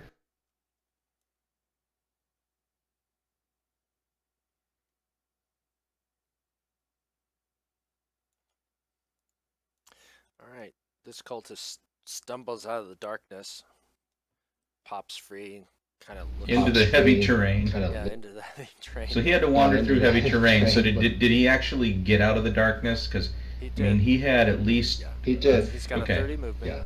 He was centered on it, so that's 15. He was centered on it, so feet, that's 10 15 feet to get there. feet. So 10 feet to get there. Another 10, Okay. so that's 30 feet. So There- 10 sets. he's right there.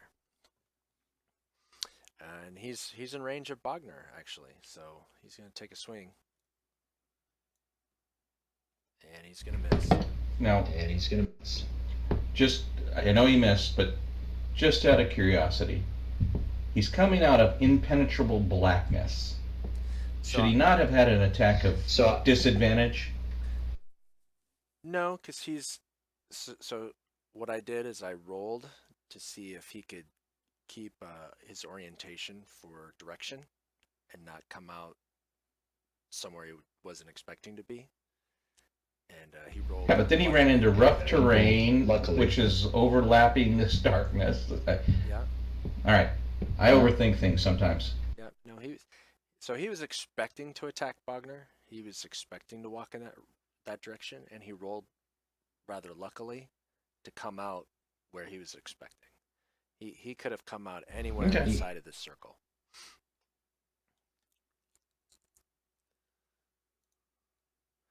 So Cultist 4.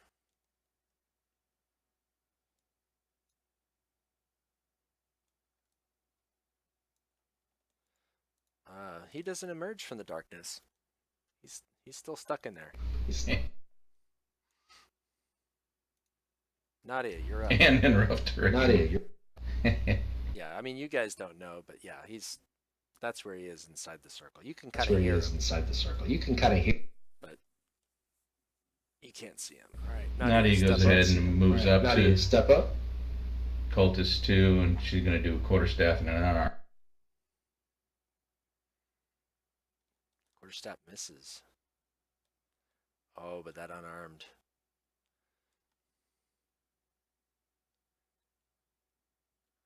Double ones, but still takes him down. I'm good like that. What's the green for? So the green shows you that it was an extra die roll based on an advantage condition. If it was red, Okay. you'd see an extra die roll due to a disadvantage condition, and it usually highlights the one that is attributed to your roll. I think I'll have to we can pay attention to that, but that's what green and red mean. Green and red mean. Okay. Well, I still have movement, right? So I only move like, what, 10 feet to get to him? 5. 5. So I still have 40 feet of movement.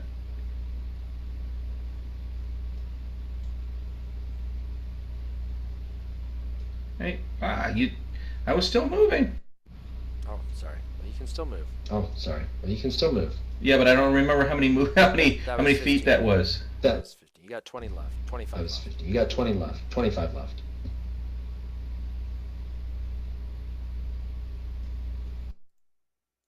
And give me a perception roll.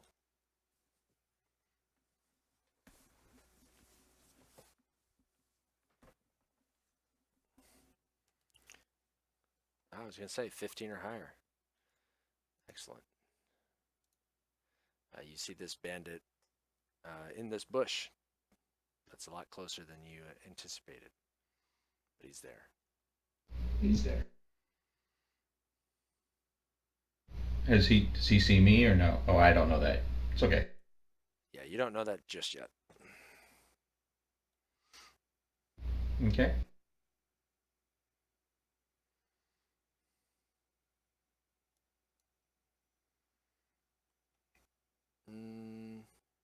Nope, he doesn't seem to see you. Because he moves that way.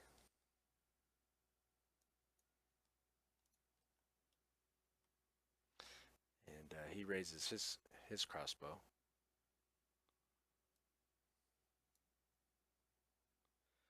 And he shoots Evander and hits him. Go. And seems to hit Evander pretty good in the back. but Evander seems to not take as much damage as he could have.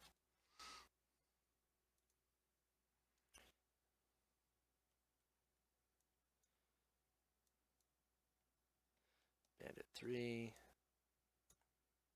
Evander's sucking. Sing, you bastard, sing!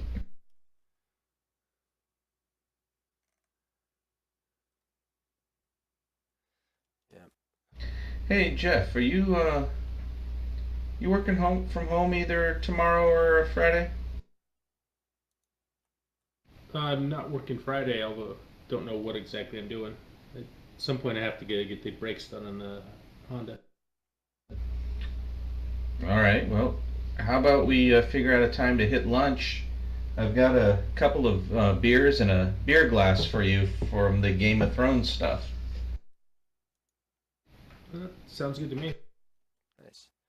This bandit steps up to the ridgeline. It also shoots Evander in the back, but doesn't seem to do as much damage as it could have.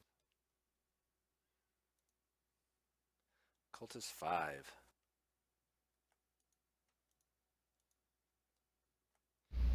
He's going to turn his attention on Dalen, since Dalen's coming up and is much more effective fighter.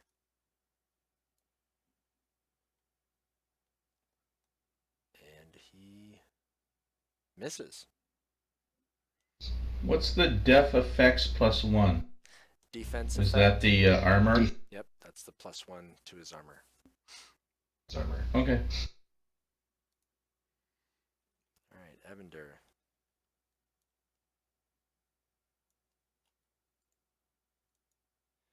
He's going to move over here to this side and gain a little bit of cover from the back of that buckboard. And he's going to do a rapier attack. Is that with his rapier wit? Maybe, sometimes. And he hits. And he drops that cultist. And then with a bonus action, he's going to give himself a little bit of healing.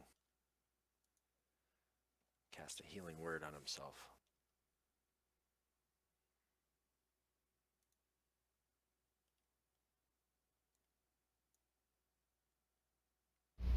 Okay.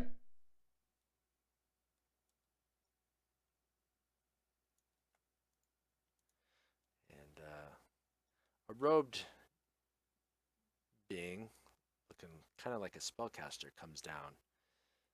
And he actually sees you. The rest did not, but this one does. Sees who? Nadia.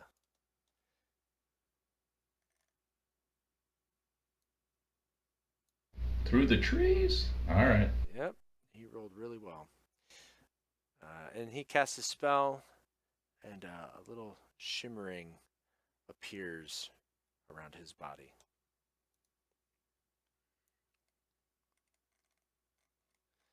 All right, Bandit 1.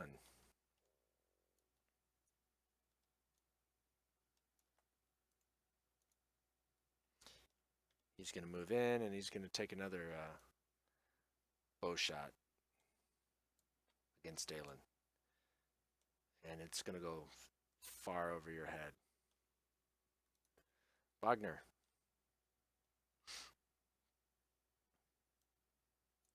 Cultist 2 stumbled out from the darkness.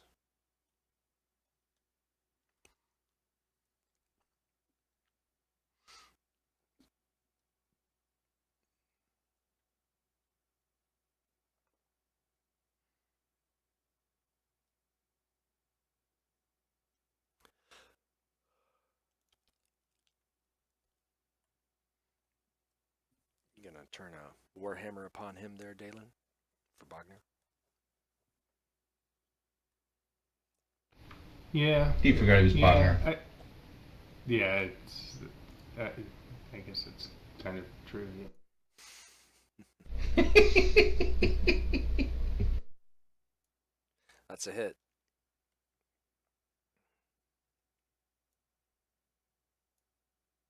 And he came out, screamed at you, took a swipe. Wagner turned around and said crunch and dropped him to the floor. So Bogner has 3 killing blows now. Yep. But what is Bogner going to do now? He'll run head first into the darkness. No.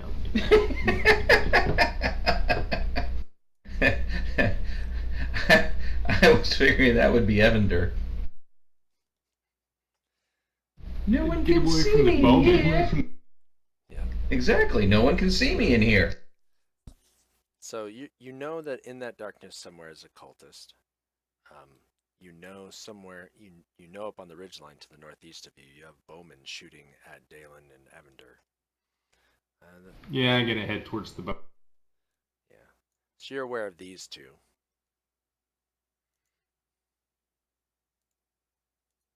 Okay. By the time you get there, you can see all 4 of these guys.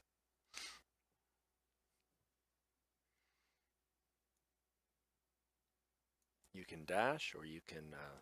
No, you've already had your attack action. So, let's see. Yeah, we're... Do you have a bonus? You can use an action surge and take a turn again, or you can save that for later. I'm paranoid if I take the turn again, all of them will target me. Because that's what I would do if... Yeah, if they rush you, if So, you rushed them, yeah, they probably would take all their bow shots towards you. Tertius.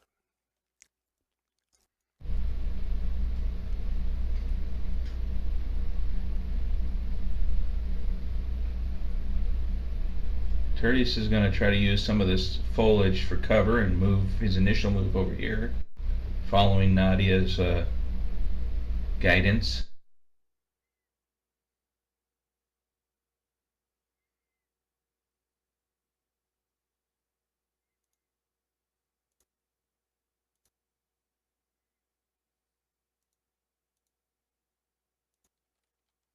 Sorry, I'm trying to figure out what my what Thunder Wave is and what its Nope, take your time. range is.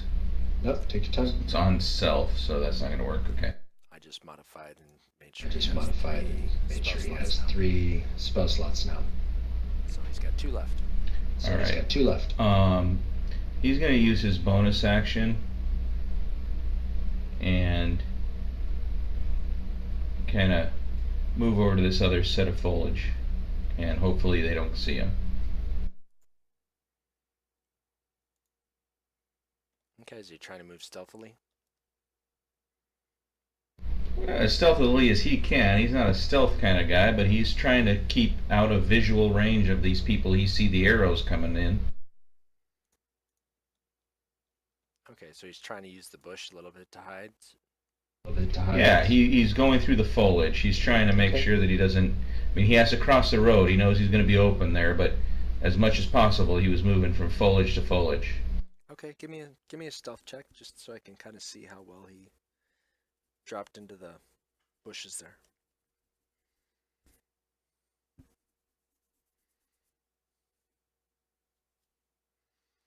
All right. He gets the sense that if they're looking for him, he's not quite hiding very well. I didn't expect him to be hiding very well. I just expecting him to use... They can't shoot through that stuff effectively, hopefully not. Well, they've got some foliage between him and them already, so That's what I'm saying. yeah. Some of them have disadvantage. So, One probably does not, Okay. but he's not That's doesn't seem to be acceptable. focusing you guys. Dalen.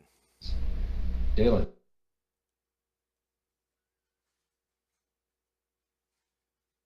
I'm gonna head towards the bandits also. All right.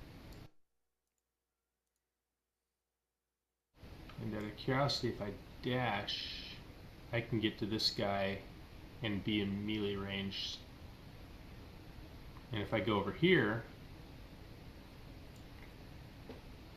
the other guys may not target me because their friend is between me and.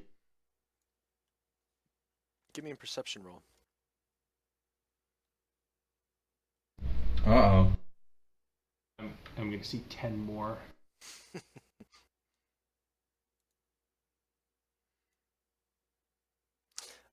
You do see more, but it's just one more. There's a robed acolyte in this set of bushes here. All right, so you've run and dashed up there.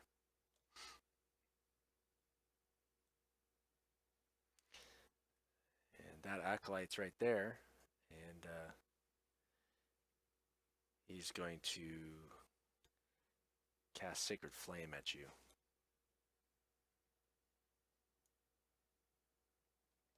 And you fail your save. Darn, I thought the failure was for him. No, fortunately it's for you. Fortunately, it's free. And you take some radiant damage. I was actually all happy. Oh, good, he failed.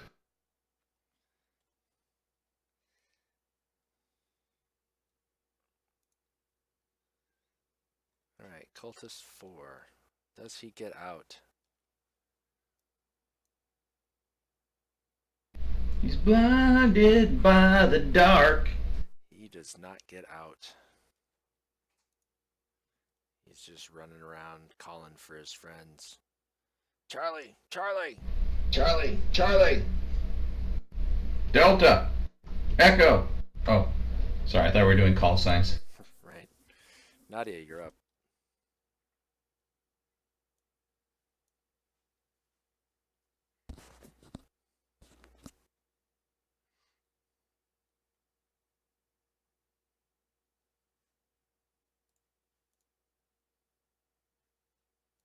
Quarterstaff and at least one unarmed. All right, target him. Oh, I forgot. Quarterstaff hits. Let's go ahead and target for the damage and then the unarmed. Target for the damage and then the unarmed. Trying. Did I target him? Yep. Ah, I did. Yay. I am terrible at that, aren't I? We'll learn you yet. Good damage. Now for the... You gonna give him a boot to the butt or a fist to the neck? That hits.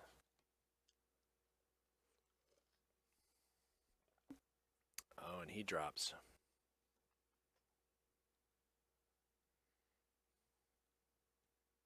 All right.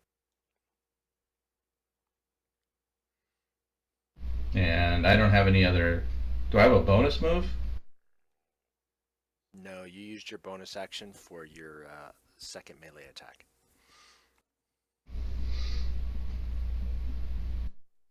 I thought I always had a second melee attack. That's your bonus action. Flurry of blows would have been That's your bonus action. my key. Okay. Flurry of blows gives you Okay. 2 second melee attacks on a bonus action. Okay.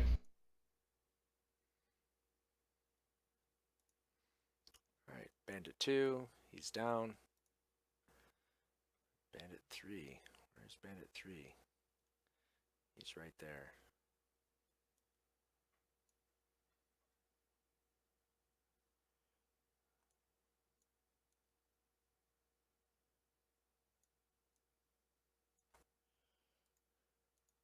He's going to drop his crossbow.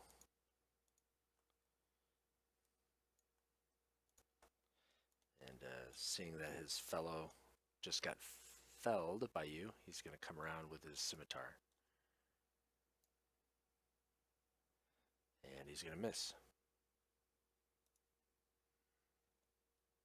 Evander.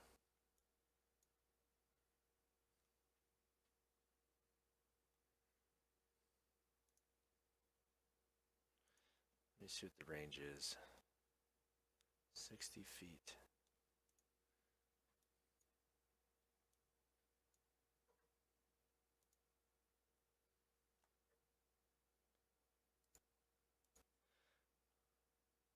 So he's going to climb back up on that bench, and he's going to lash out with a litany of vicious mockery against Bandit 1.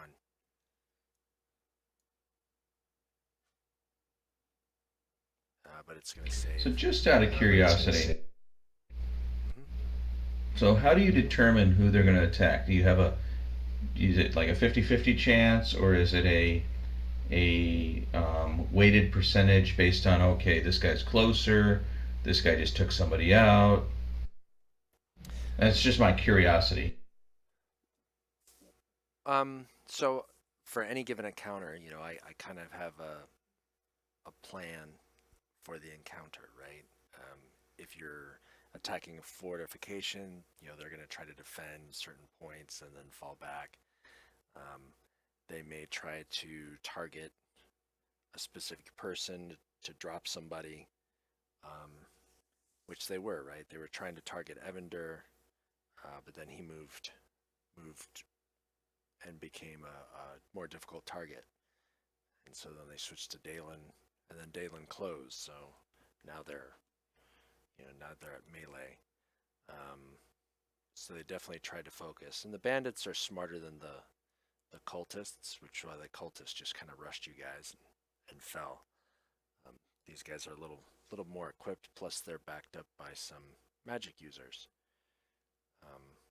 So they'll target, try to focus fire at range, and then when they get closed with, they'll work together in melee. Now, if you have multiple people next to them, then I'd just do a roll. If they haven't received damage from somebody who has proven to be a more threatening target. Bigger pain in the ass. Target. Yeah, so, if Bogger comes up and he whacks somebody and Dalen comes up and misses, historically in some I was just cases, curious. It's just there's In a. some cases. I didn't know if you had a bunch of They would tables target. and stuff that you had like in front of you, or like you roll percentage dice and say, well, it's these guys. I was curious. Yeah, no, I don't have that. I just kind of use what I can kind of consider common sense for what they would try to do. Because if they're true zealots, then they might just focus on one until they bring something down. If they're kind of mindless zealots that are ordered, kill that man, then they would all like rush that target, right? But they would rush that target in an unsafe way for them, leaving them open to attacks of opportunity or whatever else. But these guys aren't mindless zealots, so they're trying to be reasonably smart about it. So Evander tried his vicious mockery, and Bandit 1 wasn't hearing any of it.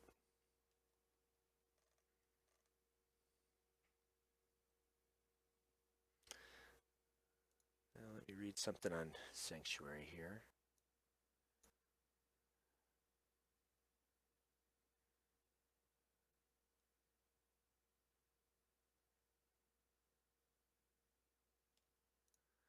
Okay.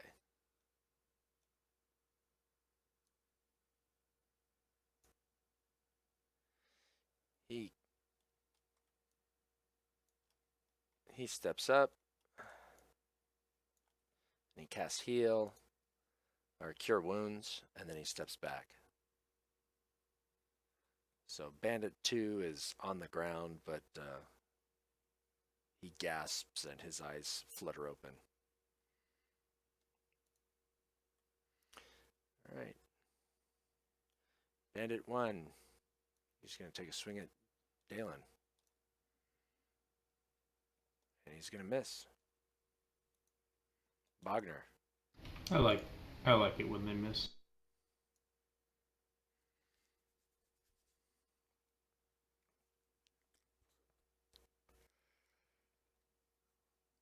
What you going to have him do, Jeff? He's gonna head out towards Nadia. All right. He'll do a regular move, and then he'll dash. Clank, clank, clank, clank, clank, clank. Alright, he gets up there. I think that's me technically, but yeah.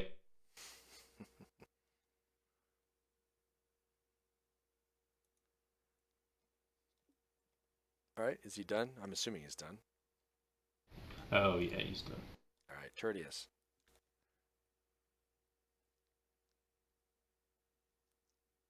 All right. You are hiding in a bush.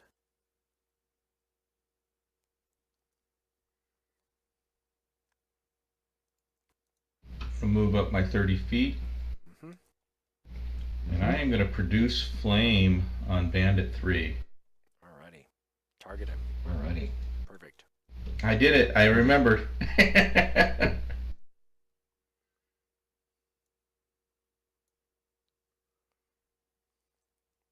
That hits.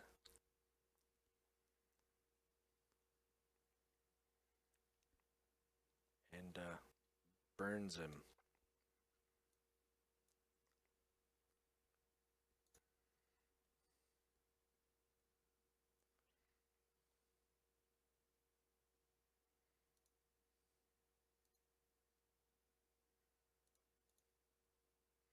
Alright, Dalen. You're in a true sword fight with this guy. Well, sword to scimitar. He pulls out his fancy sword. I thought about it, but not for very long. It's too fancy to get dirty. But he does lay some damage on this bandit here in front of him.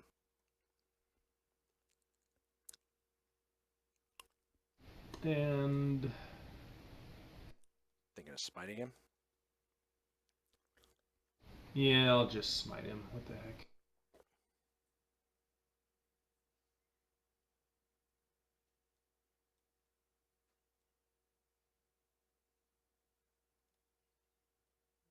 Alright. He drops.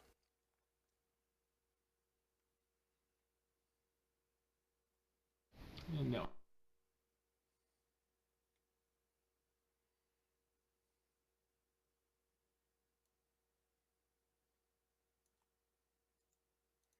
This acolyte, he moves up. And he casts a heal, cure wounds on the bandit that's on the ground.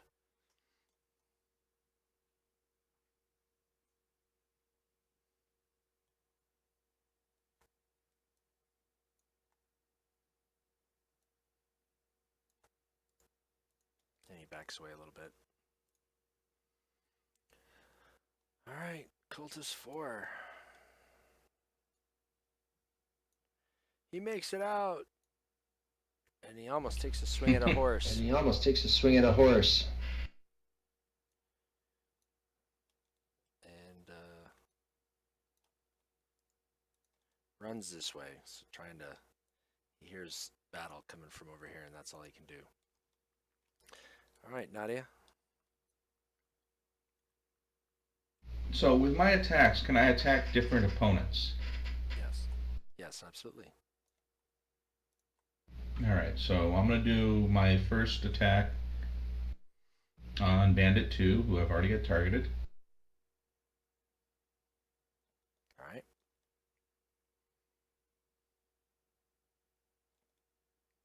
Give him a good whacking. And I don't do enough to drop him, so I'm going to go ahead and hit him with an unarmed attack. That hits as well. And he's down again. And as well as I'm at it, I'm going to flurry of blows, and I'm going to turn to the next guy. Okay, spend a key and you get one more Okay, unarmed spend a attack. key.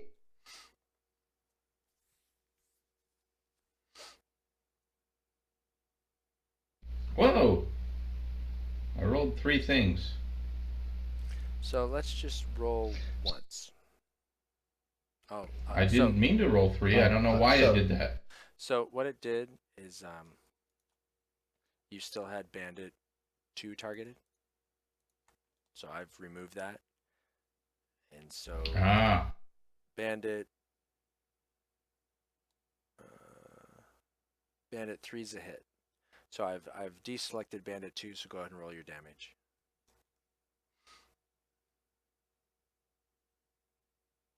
All right, Bandit 3 now is on the ground. Flop, flop, flop. Okay. Do I still get a move or no? Yeah, you can move.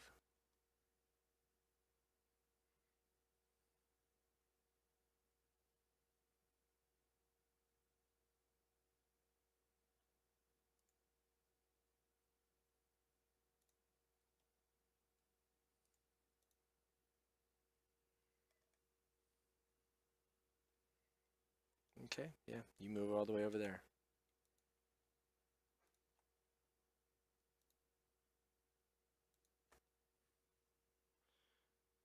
All right, Bandit 2 is unconscious. Bandit 3 is unconscious. Evander.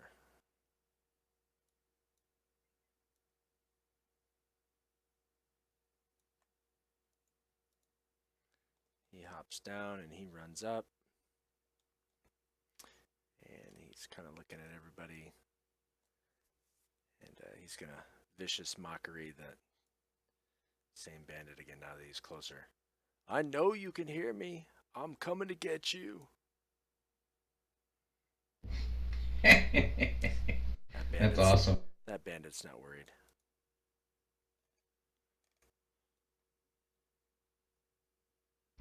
It's still funny as hell.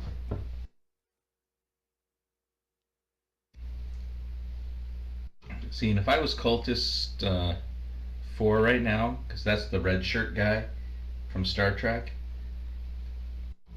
I would be turning around and running the other way.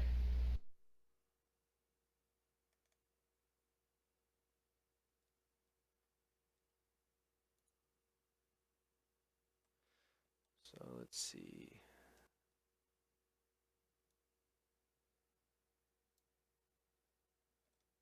This guy steps up and he says, "Get up, dummy. Keep fighting."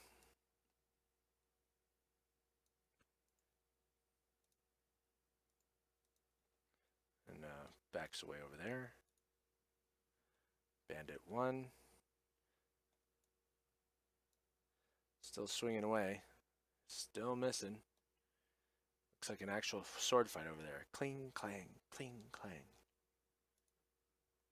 Oh, I see you did Droghetti's offense. I feel it. I thought it fitted. That's all I can think of with is the Princess terrain. Bride. I thought it did. But I see you're using Capofero against me, huh? Exactly. I know something that you do not know. I need to watch that again. That's all I can think of is when he's saying that. Got a sword fight going on over there. You guys seen the YouTube clip where they've got that fight going on, but they've made them have lightsabers? Yeah, it's pretty classic. Oh yeah, I did see. Freaking hilarious. Cracks me up. All right, Jeff. Bogner, is he going to get himself a 4th killing blow here? The magic user keeps getting him back up. Bandit 2 is on his feet again. Is he really on his feet, or is he climbing to his feet right now? Yeah, he's probably climbing to his feet. He's on his knees. He's not prone, but he's not standing. See, there you go. You got an opportunity of attack.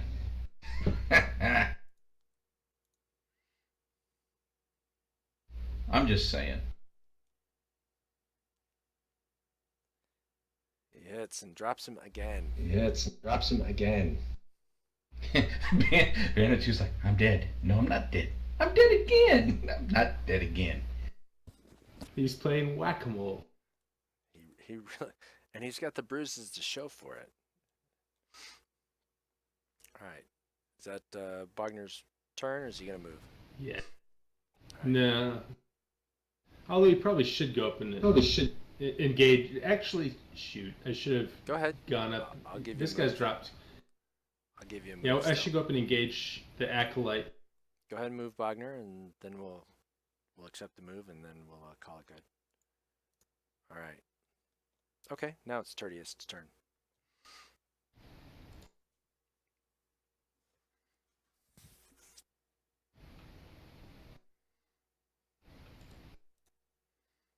Runs up the slope. Runs up the slope. All right, I'm gonna go ahead and produce flame on Acolyte 2. Okay.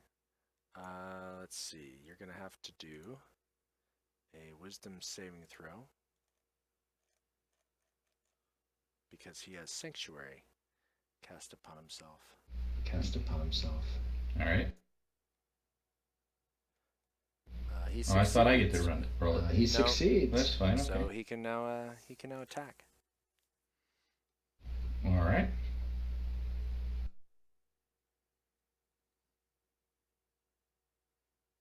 But he Missed him. misses. All right. And I've moved my distance. All right, Dalen. Are you gonna show him something that he doesn't know? I could show him the fancy longsword, except it probably he'd just laugh at it. Caparelli's defense. Yeah, should have shown him the fancy longsword. I've been watching the Honest trailers a lot lately, or at least ones that look entertaining, and Princess Bride is a funny one. Nice. All right, you done with Dalen? Just good to trade shots here. Okay. Let's see. What is he gonna do? Run away!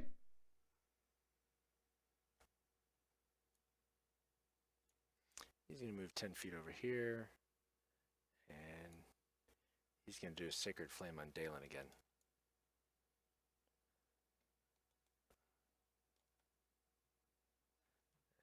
And once again, I think it's him failing. I know I did that for a second Nope. too. You rolled the same roll. All right, he's burning ya. Cultist 4 finally got free. Yeah, free. He doesn't even know what's going on. He's totally in the dark. Not literally anymore, but So wait, is this the Blue Oyster Cult, or does that make us the Blue Oyster Cult?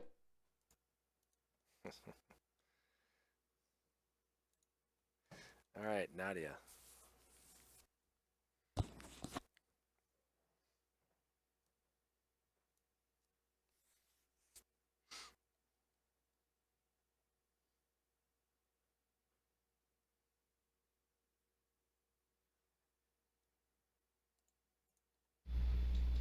All right, you step up.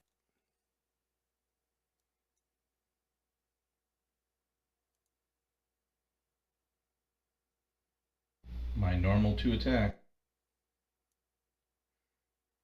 You hit. And just the one hit was all it needed.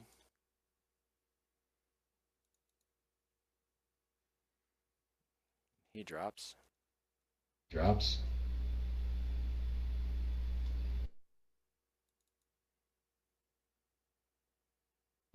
So I can do my bonus move and I can just approach this guy, right? Give him something to think about, and maybe Dalen can hit him for a change. So was that beyond? I don't think that was beyond your 45, right? 5, right? No, my first move was 25 feet, Yeah. and this one here was 15. So yeah, so you still have a bonus. Or no, attack. that was Yeah, so 20. you Still have a I can bonus still attack. attack? Yeah, still have you a bonus you attack. still have a Oh, bonus sweet. attack. Yeah, Bonus action, which can be attack. That's a hit. Oh, I forgot to target. That's okay. it's okay. I get excited, you know. Smack! Hey, I haven't been keeping track of my hits and my kills. I killed one dude 3 times, and he came back 3 times. I'm sure the dwarf would say it doesn't count if they get back up. All right, Evander.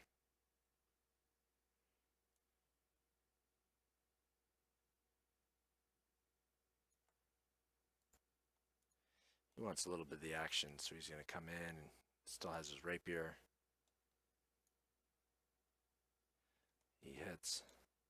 It's a rapier whip.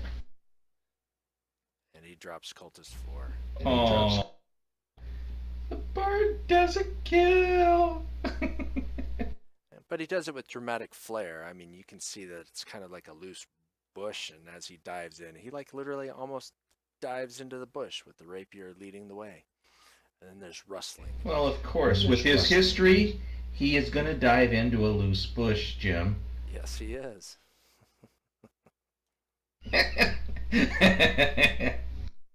Isn't that what they're there for? Sorry. Isn't Couldn't resist. Yep. Actually, before he finishes Actually- his turn, he is going to drop a healing word on Dalen. He can hit him from there? Healing word has he- a range, yes. 60 feet. Cure wounds is touch.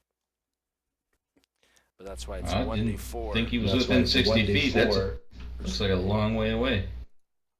He's 40 feet away. I believe you. I can't draw my arrow from those two. All right. Acolyte 2. Last man standing. I surrender. No, these are zealots, so he's not really gonna surrender. No, he's just gonna cast against Bogner here. But Bogner makes Ooh. his save. He dodges the flame as it Just the flame as it comes up out of the ground. comes up the ground. That's because Bogner's a dwarf. He's close to the ground. He recognized that. Now it's Bogner's turn. That's Wagner's turn. Try to flame me.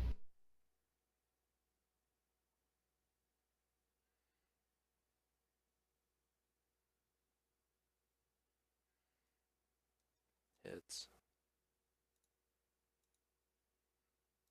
Schmack. Yet another killing blow. We could call Bogner the finisher. I'm claiming just as many killing blows, even if Bogner isn't going to acknowledge them.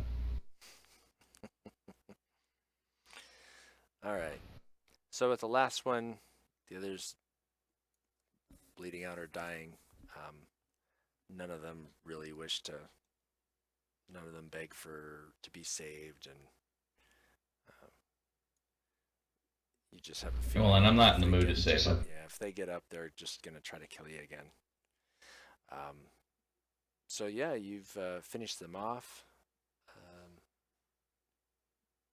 Do we want to, since it's midnight, do we want to hold off the inspection and analysis post-fight, probably afterwards?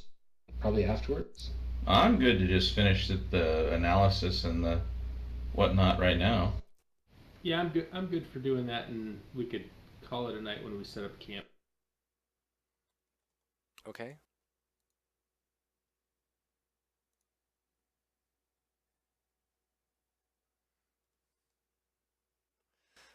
All right, so let me roll here for some inventory stuff.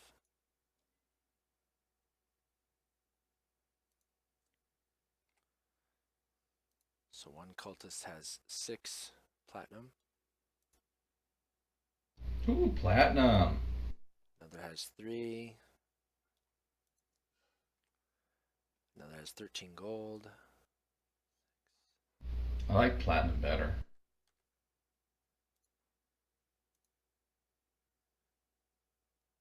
one has 12 copper, I don't like that guy at all. He's the loser. another has 10 gold. Let's see, was that 1, 2, 3, 4, 5? So that's 5, 3 more.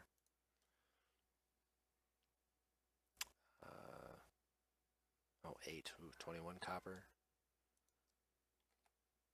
Oh. Kick that dude in the giblets. 6 more gold.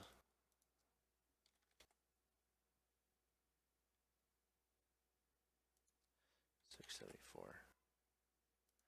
I gotta figure out how to add. And 13 silver.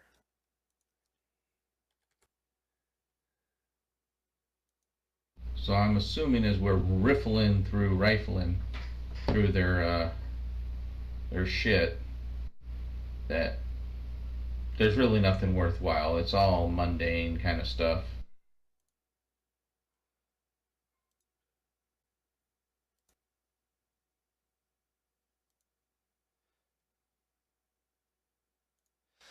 There is. You find some potions. Alrighty. And a scroll.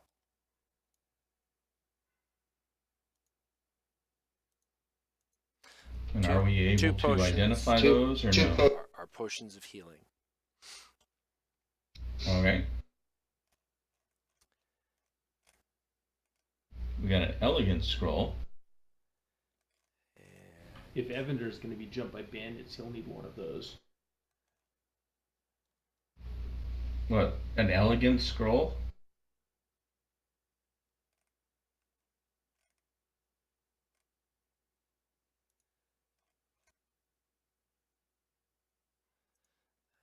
Evander cannot read it. He says, Dalen can't read it. So, must be a... It's not that each one of our characters had a potion of healing. Oh, you know what? I'm getting my Minds of Madness shit mixed up. Never mind. Yep. Another potion. You're not quite sure what it is. It looks similar to a potion of healing. Are we able to do any kind of check on it? Any of us able to You can give me an Arcana check. investigate or... Give me an Arcana.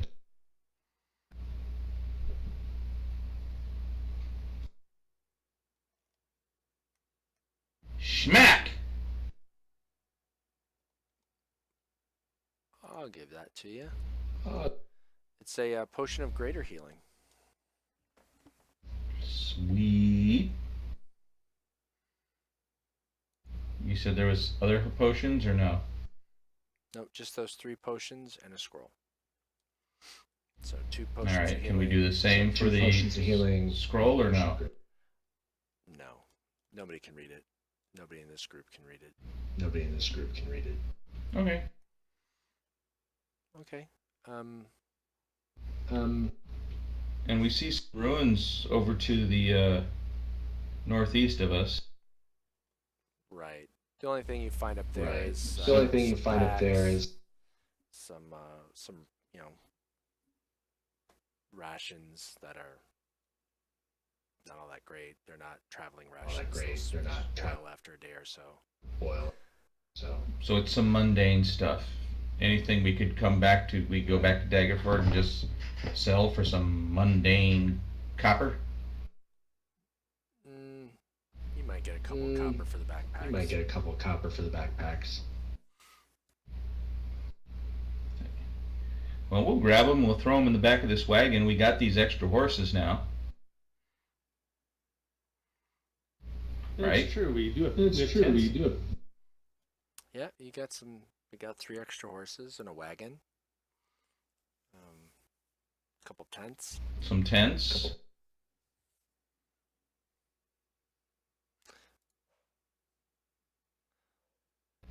And is there anything out in this cultist area that we could find? Obviously, they came from, in the bushes.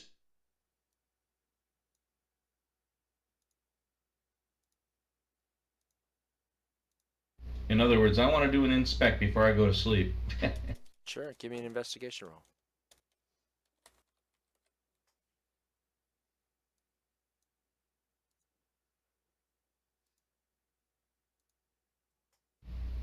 All of us, or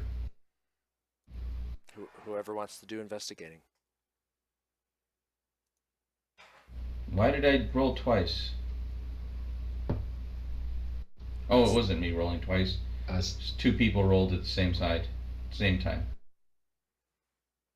And got the same number.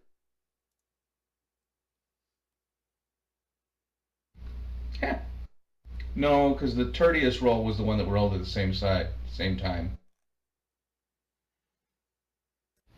I thought it was the nutty. Nah.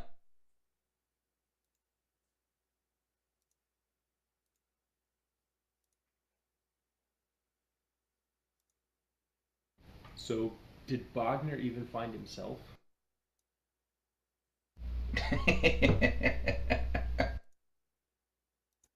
did he just sat down on the fire with a beer and that was his investigation?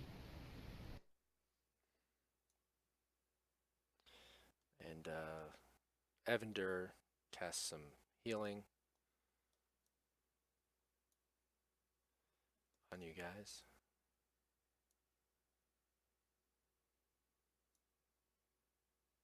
And himself. So what you guys can gather is they all. We don't find any notes on the They cultists or all- anything. You find that the cultists have those black hand, gnarled black hand symbols on them, and let's see, did one of you? Oh, good. Somebody did roll a 10. You find a very crude map that kind of leads.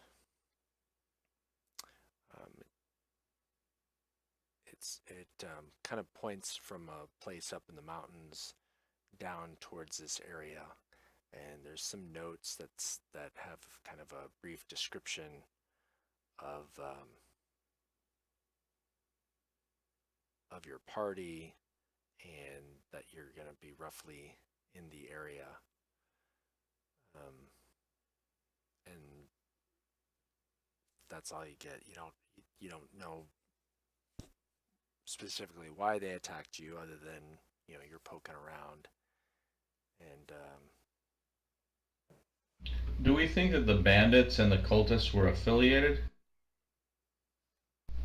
Do they all have the black hand symbol, or?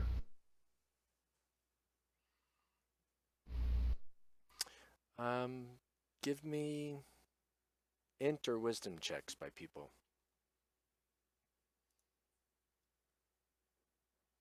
Okay, so that's off the Main sheet. abilities. There we go. Main sheet. Nadia doesn't know Jack.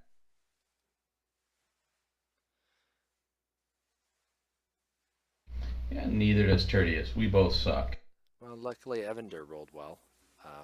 He says, "Hey, wasn't there some kind of zealot or something in the bandit cave talking about how these bandits were supposed to be working for their boss?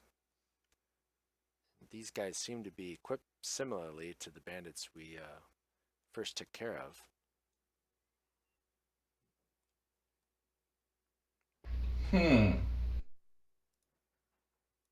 Well, since we have a cart, I figure we're going to load all these bodies up, throw the zombies on top, hook them up with our new acquired horses. We'll pack up our tents, our newly acquired tents. And, we can be ready to head out for Daggerford and talk to the constable. Okay. Let's see. Unless somebody disagrees. Investigate. Tertius is actually able to show that it looks like the horses, when you widen your search a little bit, he seems to be able to indicate, hey, looks like these guys are to the northeast. They came in out of the wilderness from the northeast.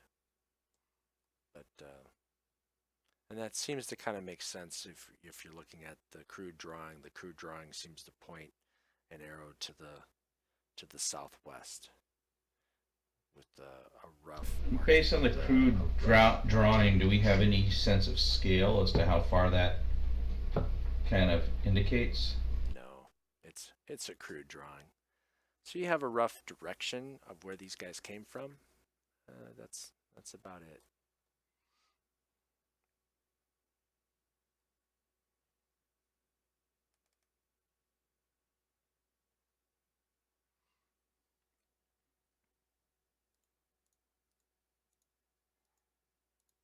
So I'll unlock tokens so everybody can kind of move back. I'll remove the spells they've worn out.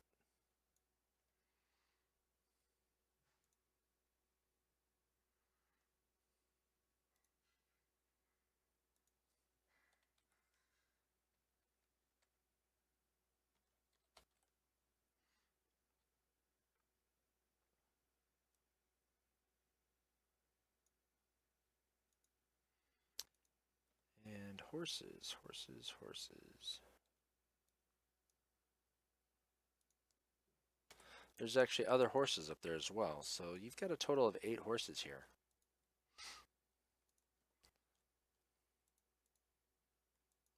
So when you guys get back, you can sell some horses and keep some for yourselves and stop having to worry about. We can make glue. You could do that. Some of these are nags.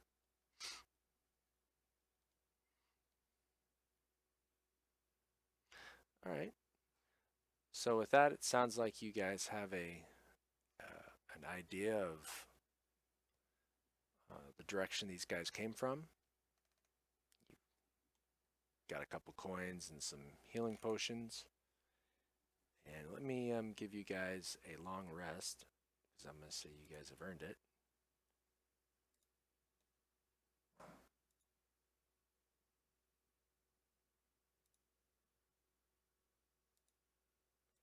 There you go. And then let me apply some XP. So Jeff, I'm thinking, even though we have this map with the general direction, it's not worth us like going out now. I think we should go back to town with our cart and our bodies. Who knows? There may be a bounty on all these bodies that we just picked up. Yep. That sounds good to me. And we can leave our new horses and all that stuff there that we don't want to use them or lose them. But if at a minimum, we no longer have to rent horses from the town. Right.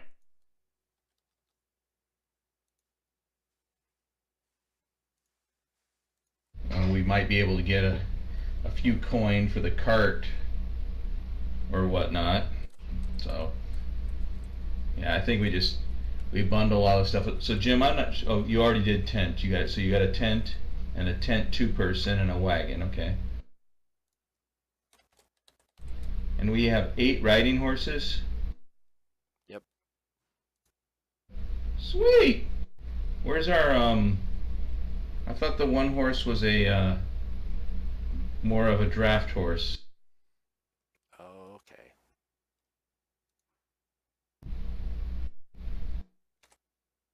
I'm a stickler. I remember shit. You should know that about me by now. There you go. 1 draft horse.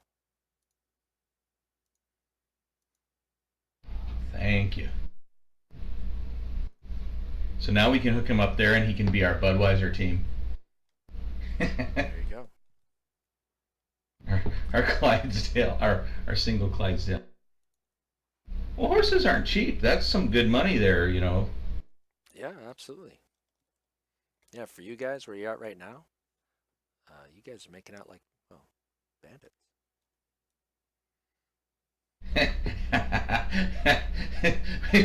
Constable. Who was the bandit?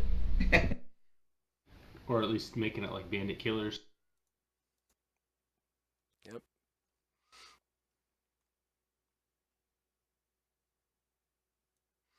All right, so this is definitely a good place to stop.